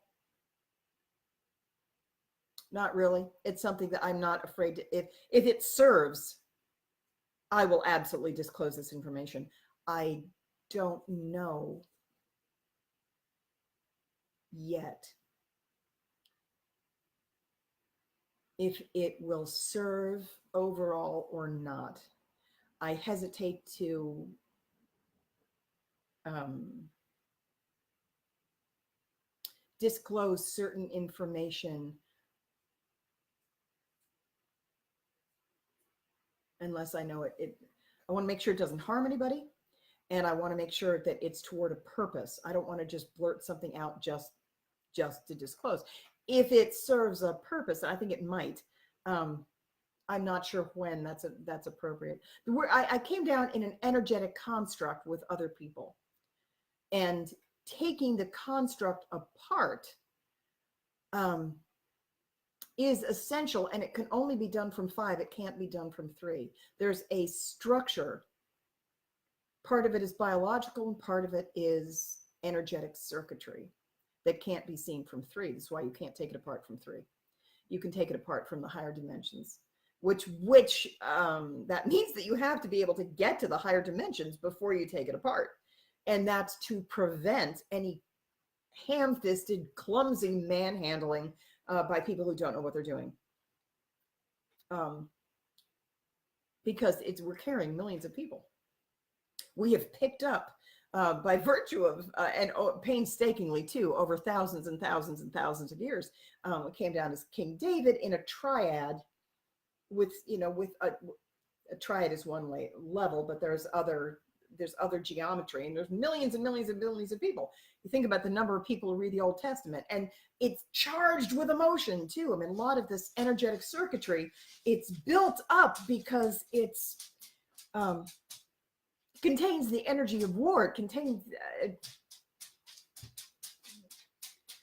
war and battles of the sexes and all this history. And if people's attention generates energy that doesn't go away, and then you just keep feeding it over thousands and thousands and thousands of years, you can be a given being, come down as a divine child aspect of King David. And you can, I'm certainly not the only one, I came down with a group. You can start to gather a bunch of energetic followers, and even if they don't, because they don't understand energetic circuitry, a lot of them don't sever their cord with you. So you just keep milking it in. You just keep you feed on it. That's true of dark beings and light beings. There is I don't always like to use the term war. There's not even necessarily a competition, but it's kind of a competition for the power of the audience. When you give and it functions on different levels too. It really just becomes a dicey thing to talk about. Very complicated, because in every dimension it shifts somewhat. So the way that that power is orchestrated in the 3rd dimension, you move up to 4, and as a 4th dimensional being, you can do stuff as an archon. You can do stuff as an archangel or something. You can get into the 4th dimension, and you can just manipulate all kinds of crap in 3. You can just pull energy streams, and they don't see you. You can pretend to be other beings. You can mix dark and light, but there's very much a competition for who gets the attention, who gets, in the 3rd dimension, we can't, let me rephrase that. I'm getting a little sleepy. It's you have to get someone's permission if you're going to utilize their power. That's why if you're a celebrity, you may not be doing this consciously, but you yourself could be being steered. The mechanics of energetic circuitry is something that I feel that it's important for people to understand, because One, it's going to give you a lot more compassion for how certain things can happen, like John of God, Michael Jackson. I'm not saying, even if they did all of the things that they've been accused of, man, of all people, I can see that just doesn't even come as a surprise. It shouldn't even come as a surprise. And I don't even think it makes them terrible people, because dark and light exists in equal measure. And there are, I know that, like, totally from personal experience, um, I've been made to do things that I didn't want to do, or not at all free choice. I was hooked up into an energetic system, and where the energy ran, and it was stronger than me. Um, Corey Good talks about this, and I don't follow him all that much, but I do remember hearing something on cosmic disclosure one time that uh, the reptilian seized his mind, or they made him do something. Sometimes somebody else's will. Do you have to? It's weird. It becomes so difficult to even talk about it, because like sometimes on a soul level, you agree to come down and be used in a particular capacity, like a channel, like John of God. But then I know that as Joan of Arc, I remember that my personal free will, I didn't want, especially early on, they just said, you're going. This is what you're going to do now. And I've been in that position this lifetime too, where they said, you're going to deliver this message. And I didn't want it. I don't want to deliver. I did agree to it, but I agreed to it because the pressure was so extreme that I couldn't stand. I felt like I had no, I can't live like that. Nobody can. I don't think anybody can live like that. Where the pressure isn't going to it's not like they're just going to stop pressuring you. You're going to do this. It's like being on a cosmic water slide. There's really only one direction. You're not going to get out of this task. You're going to do this. You're going to do this now. And especially when, I don't know, I think I'm going to cut this call off pretty soon, because I'm getting really tired. But I can understand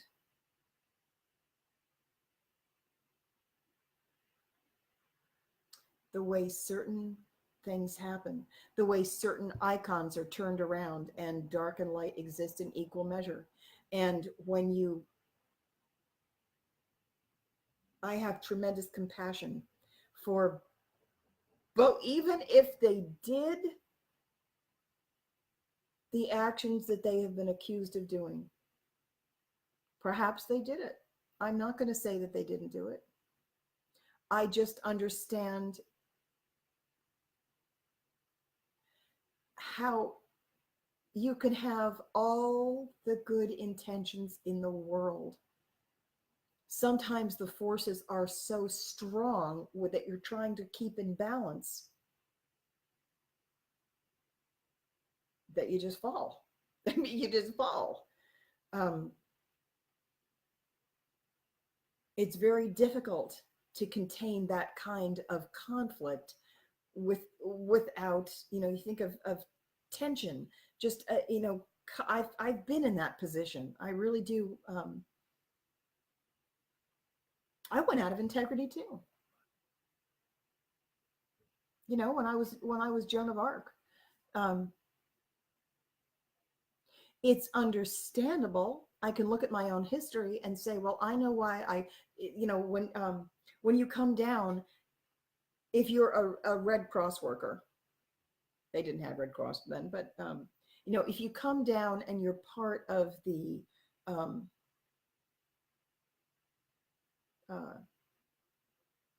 I don't know, for lack of another term, we're going to say Red Cross worker. You're here to help.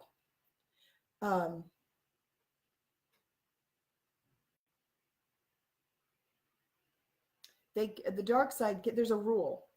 They can't kill you if you stay 100% in integrity. They could make your life extremely miserable. Doesn't mean they're not going to attack. And if they can't attack you, they're going to attack everybody around you. And they've got tactics. But they may not, they can't take your life. When I was Joan of Arc, I went out of integrity. I had integrity up until I tried to keep it. But I just understand how it can happen. I just understand how it can happen. When I was Joan of Arc, they forced me to sign a document that I didn't want to sign. And they, I don't really want to get into it, but if you're going to follow my work, I'm going to be referring to the Joan of Arc lifetime a lot in terms of using it as an example. There's a reason. I need to, one of the extremely difficult things that I'm trying to do myself in this lifetime, the reason it's incredibly difficult for me, a personal thing I've got to manage, is taking the identity back while giving back, making sure that everybody who gave Joan of Arc their power, which that was not the intention. Nevertheless, once it happened, it had to be handled.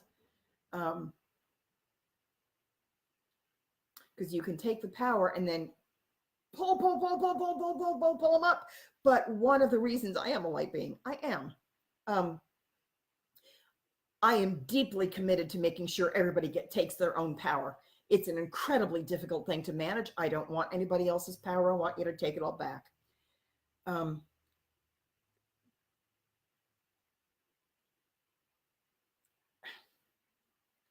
I also had to manage full integration of all of my aspects. And as long as that particular personal aspect, it was a soul fragment of mine that was incredibly traumatized, and I had amputated it and wouldn't look at it. I had self-hatred there. That's where the darkness went. And I had self-hatred like I can't not even describe. I had so much trauma, and still do to a degree, way better than it used to be. And I had really I never wanted to look at it ever again. And they said, my guides had said, your job this time, in order to do your own ascension, you've got to integrate that aspect of yourself, the part of you that you hate the most, the thing that was so traumatized that you never want to look at. And it's all about the personal identity, individual identity of the ego, the savior figure, everything I never wanted. Even when I was, I had a whole career as an artist before my guides woke me up and they said, no, you have to do this now. This is what you came to do for real. Maybe I can be an artist again. I hope when this part is completed, I'll go back to that. I would like that very much. I miss it terribly.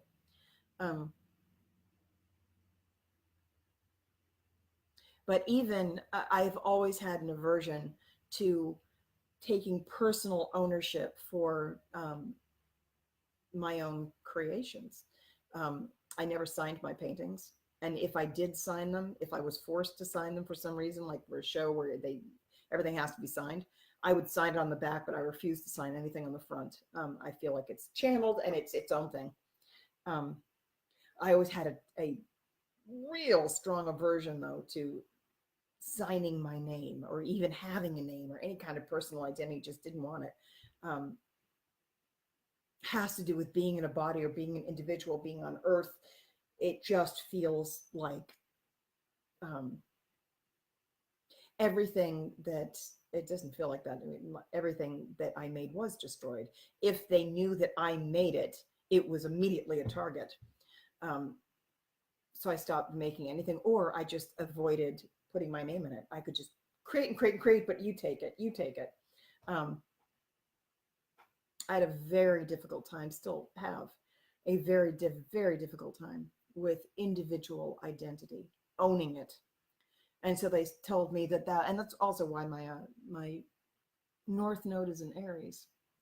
At any rate, one of my challenges is to take back ownership of that portion of myself and live as an individual in a body again.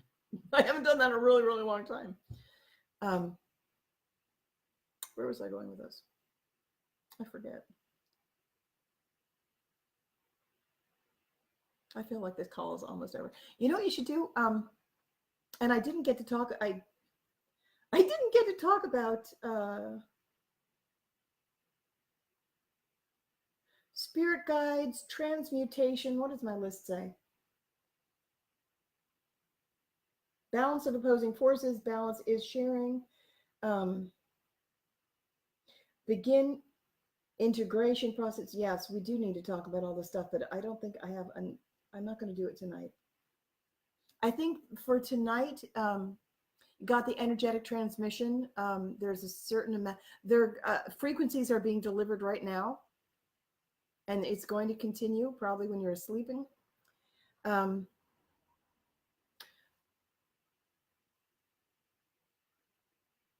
The energy's calmer this time. Have you noticed?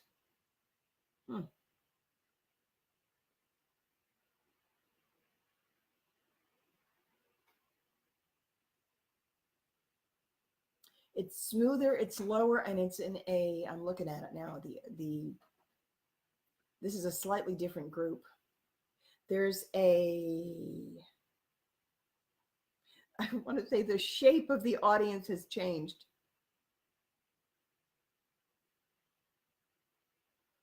We're in a different strata. So going forward, they're going to continue to make adjustments with our energy strands.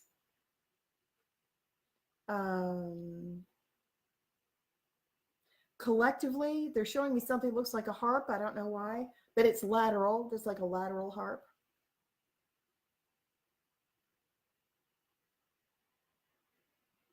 I feel like I didn't deliver a lot of specific information tonight, but there's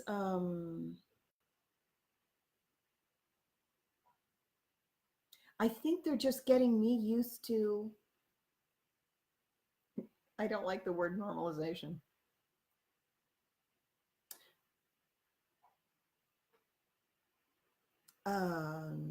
Normalization of the process of transmission. I am aware of certain things that are going to wind up coming in. It's not going to be tonight, but later. If there's something that you would like to have me talk about,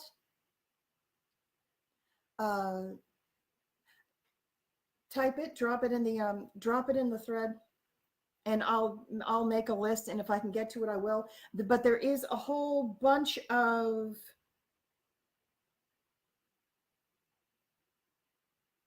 there are topics that I know that they already want me to discuss. They're not now, but it's incoming. Nature. We're gonna at some point down the road a bit. We're gonna wind up talking about the new educational system. That's important, but it's not the first thing. The first thing we need to talk about, not tonight, but I feel it coming, is the transmutation process by which we're going to help the second waivers up once our circulation system is fully established. Oh, that's another thing. The QRS thing. There's a whole that comes in a different shape, doesn't it? Truckload of information about that. The way it works, it's coming in a different shape, and it's coming in on the left, but that's not for today because the circulation system, our connection, has got to be up and running really well before certain frequencies come in. And that's why this is a preparation period. Because we're all going to be transmuting for one another. When certain things are disclosed in the news, it's going to trigger a lot of fear and anger from the population at large, and those of us who are able to, who are very empathic, who clear for the collective.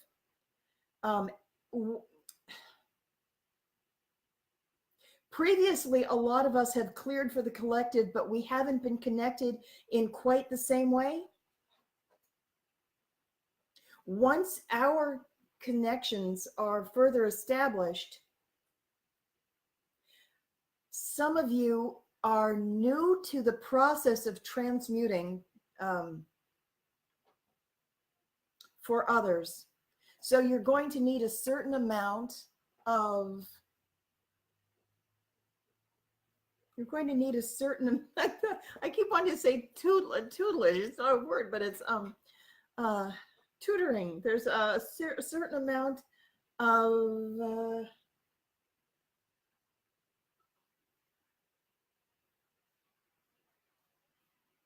I don't know what that word is. They were kind of using the word couch. There's a certain way to feel somebody else's darkness, have compassion for it, feel it, and have it run through you in a way that doesn't brace against it or call it bad, while still processing it, because you don't want to hang on to it either. And it has to do with loving the other while still keeping the energy running. So there's a lot of that.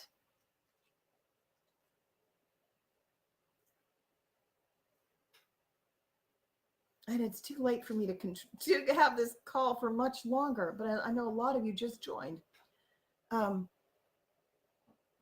This was a weird call. There's my guides have said that, hang on a minute, please. He wants to go out. My guides have said that we're in a preparatory period where we're building the connection. They're doing stuff to my energy to make sure and to smooth it out a bit and stabilize it. It's not always unstable. It's going to get more stable later on. But we're like in a margin. It's like the forward of a book where we haven't really started to deliver the information yet. But at some point, it's going to come in possibly a little more organized, a little more linear. But already, for those of you who tuned into the first live stream, this one was substantially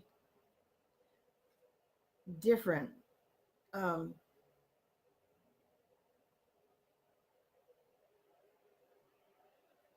It's more about energetic adjustment. They're building a plateau. It's like a layer is being established. Also, the information is going to change according to which groups are listening. They did tell me that. What were the other things? There were a couple of other not big chunks of information, but a couple of other little bits of information, specific things that they told me about. What was it? They said I was going to anchor and it was going to get smoother, not to worry about it for the time being. What was the other one?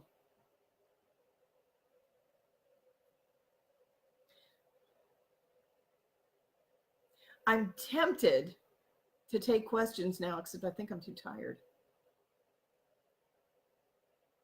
I do, at some point, I want to get back to, I don't think I'm going to do it right now, though. I want to get back to the mechanics of energetic circuitry, because that's going to be important. The process of transmutation is going to be important to discuss also, because we're all moving into small soul groups according to task. And when that happens, our energy, you don't join a large group of people before you join a small one, and you learn how to manage energy in a group. But a small, relatively small group. But it's important to understand the dynamics of that too, because it's really a lot like circulating soup. Like everybody brings themselves to the table and all of their qualities all of their hang-ups. So, wow, if I was awake, I would discuss that right now, because I don't think I'm going to do that right now, though. There is a whole body of information that I know that I am meant to deliver.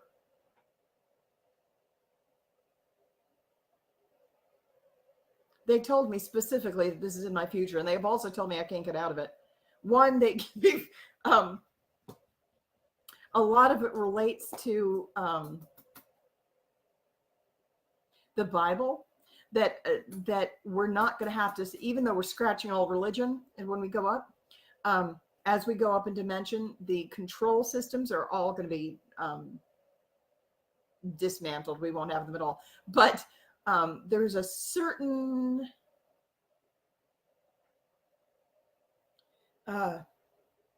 there are certain beautiful parts to the parts of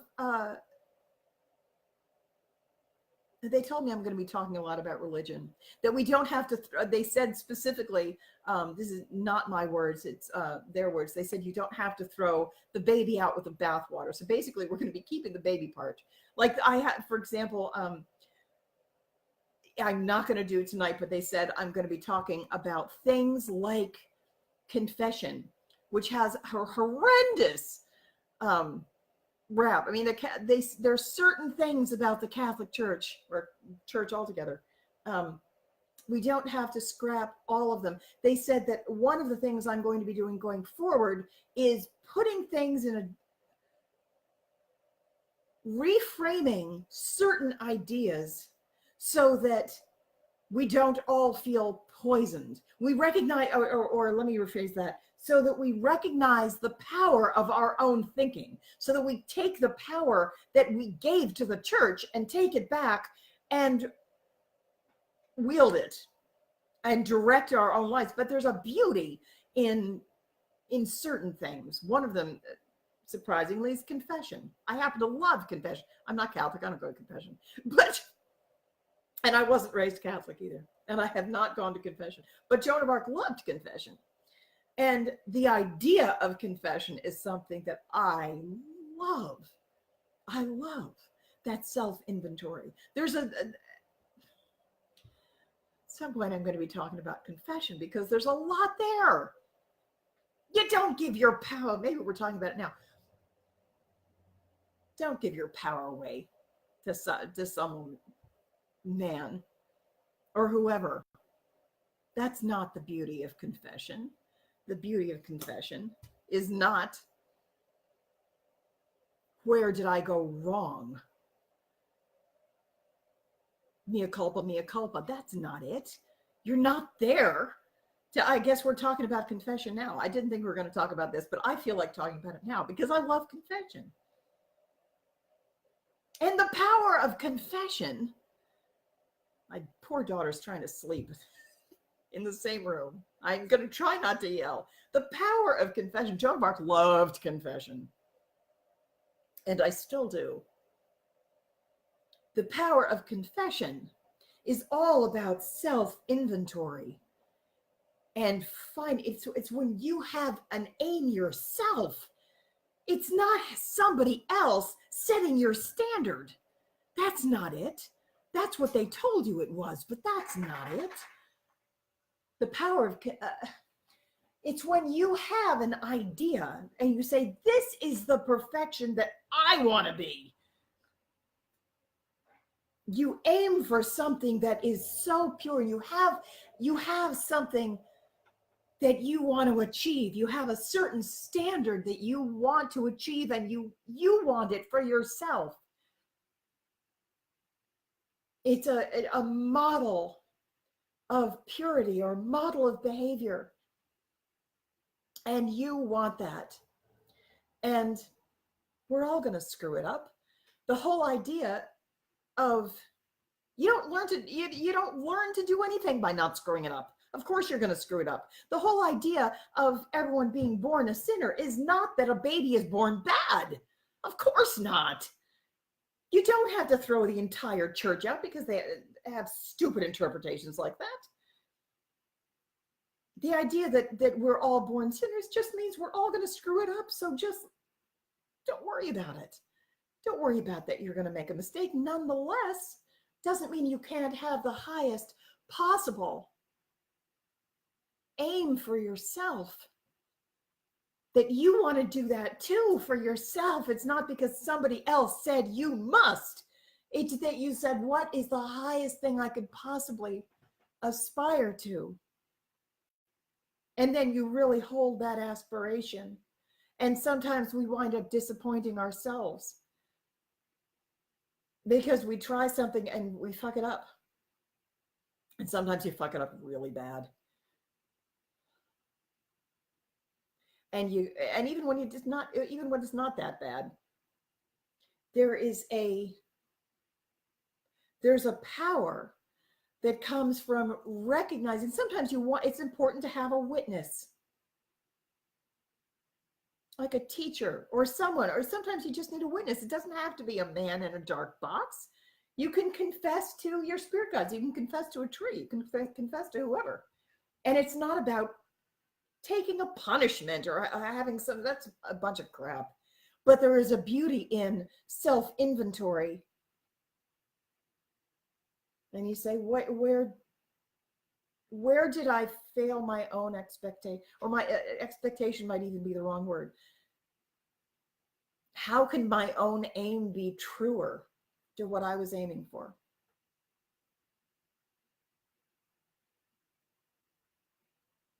And verbalizing that has power. When you can go and the way I like to think of confession, again, I don't go to confession. I confess a lot though. This could be confession. If you say, I screwed something up really bad and I don't know how to fix it, but I'm going to verbalize the fact that I had an aim and I failed really bad. I fucked up. I don't know how to fix it. But the power of the idea of the confessional, and this is why I think people really got it wrong, is that when you go into, I would like you to reframe it in your mind that when you go into a dark space, what is confession? It's when you go into a dark space and you bring the transparency with you. It's not that somebody else, it's not that an external source. That's not where the transparency comes from. That's not where the light comes from. The light doesn't come from the external source. It doesn't come from somebody else in the darkness. The thing that I love about the confessional is that you bring the light. You recognize, I hope that you recognize that the light is you. And you acknowledge that verbally. But you're the one who's taking the transparency and bringing the light into the dark space.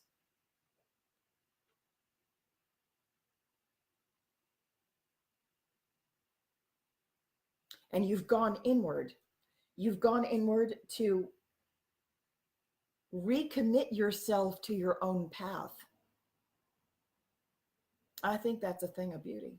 I really do. We can get rid of the church all we want, but we shouldn't get rid of that part. There also church has all sorts of good things like that. They definitely shouldn't rape children. Whole bunch of crap they need to get rid of. I have a lot to say about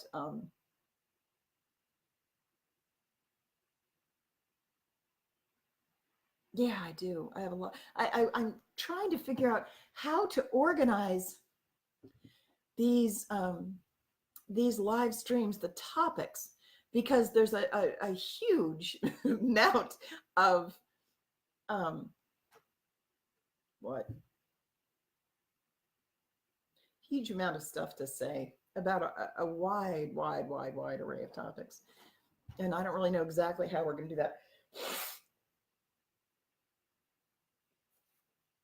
This is a weird one. This is not at all what I thought was going to happen tonight. There's been less channeling, and it's more of just me rambling. But I feel like I'm going to go to bed. And then, oh, I should say this though. So a couple of days ago, I did the first live stream, and then after that, I had every intention of coming on the following day, and I was going to finish up, and I was going to keep going. Energetics on this planet are in constant readjustment mode. So one of the things that I've noticed recently is that it's almost impossible for me to keep an appointment. It's not that I don't intend to, it's not that I don't set them, it's that there's so much rearranging that things have been coming in to the point where I can't not notice that I'm being rerouted. So finally, I just said, okay, you're in charge. Even things like doctor's appointments, a lot of those were canceled too. Like I'm trying to get my iron up. For those of you who have been following me at all, I was near deathly anemic, extremely anemic. My iron level was 2. My doctors and my hematologist said it's the lowest he's seen in his career, and he's old. And I had to get surgery to have a port put in. So because I also have very bad veins. And anyway, he said, I don't know why you're walking. You should, most people when they fall when their iron gets to 4, they start to collapse, and your iron's at 2. Anyway, so I've been getting iron IVs twice a week, and it's going to continue for a long time because it's going up, but it's going up very slowly. And they don't really know why it's going up quite so slowly, but it is. Anyway, but it's going up, whatever. They tested it. It's at 5 now. But even my doctor's appointments have been strangely canceled and rescheduled at the last possible minute. It's been distinct, very strange. But even the doctor's offices had called and said, we have to change your appointment. And that seems to be becoming the new normal. So for a lot of you, it makes scheduling our sessions, if any of you have booked private sessions, things just keep coming up that people will cancel at the last minute. And it's so when we go up into the 5th dimension, things move and plans change much more as it's normal. Things move and change quickly. It's much more difficult to create anything that stays. I'm getting too tired. I can't even think right now. Okay, I'm going to end this live stream. I love you all very much. So this one was more conversational, but I think that I'm going to try to assemble a list of questions. So if you've got questions, put them in the feed, or you can put them on my wall or something, and I will see if I can get to them. We'll try it like that. Um, see what happens. And then if we have to adjust it, we'll adjust it. A lot of people sent me questions. So I think I'm going to do a question, and maybe I'll do one live feed that's just questions and answers about ascension. So if you have ascension questions, go ahead. And then if you've got, oh, I was going to say, if you're going to follow my work, I'm going to be referencing the Joan of Arc lifetime a lot, not for purposes of ego, but for purposes of, they told me I had to. They said that there are certain things that happened during that lifetime that I am meant to use them as talking points, to reference that lifetime, very similar to the way the Christ lifetime has been referenced, because we're going to be talking about certain energetic dynamics that are continuing to play out, that are important now, that you are all going to be involved in. And so it's not just something that happened in the past and why we need to think about it. They said there's a reason you're using this as a reference going forward. The old template, we're going to talk about it because we're going to change it. And in order to change it, you have to know what happened. I would encourage you, if you're going to follow my live streams from this point forward, if you're not familiar with the story, either read, I would recommend Mark Twain's version was a good one, or he also thought it was his best book, or The Messenger. If you get the movie The Messenger, I didn't watch all the Joan of Arc movies, but I watched several. Some of them I thought were terrible. The weird thing about it, like in 2014, I watched several of them, and I was very sensitive to what was inaccurate, and so I don't know. Some things I just like, no, that's not right at all. But the Messenger, I don't know who her name is. Is it Mila Jovovich? Something like that. There are inaccuracies in that movie, but by and large, it's more accurate. So if you want to be up on the story and know what happened, because I am going to be referencing certain characters in order to study a dynamic that is repeating in politics now. And we're going to wind up talking about energetic forces and the interplay of energetic forces, of which you are a part. And if you're hearing my words now, this absolutely applies to you. So if you don't know the story, I would encourage you to go read it. All right, I'm going to end it there. I love you. I do. Going to talk to you soon. Bye. How do I get off of this? Here it is. End live video.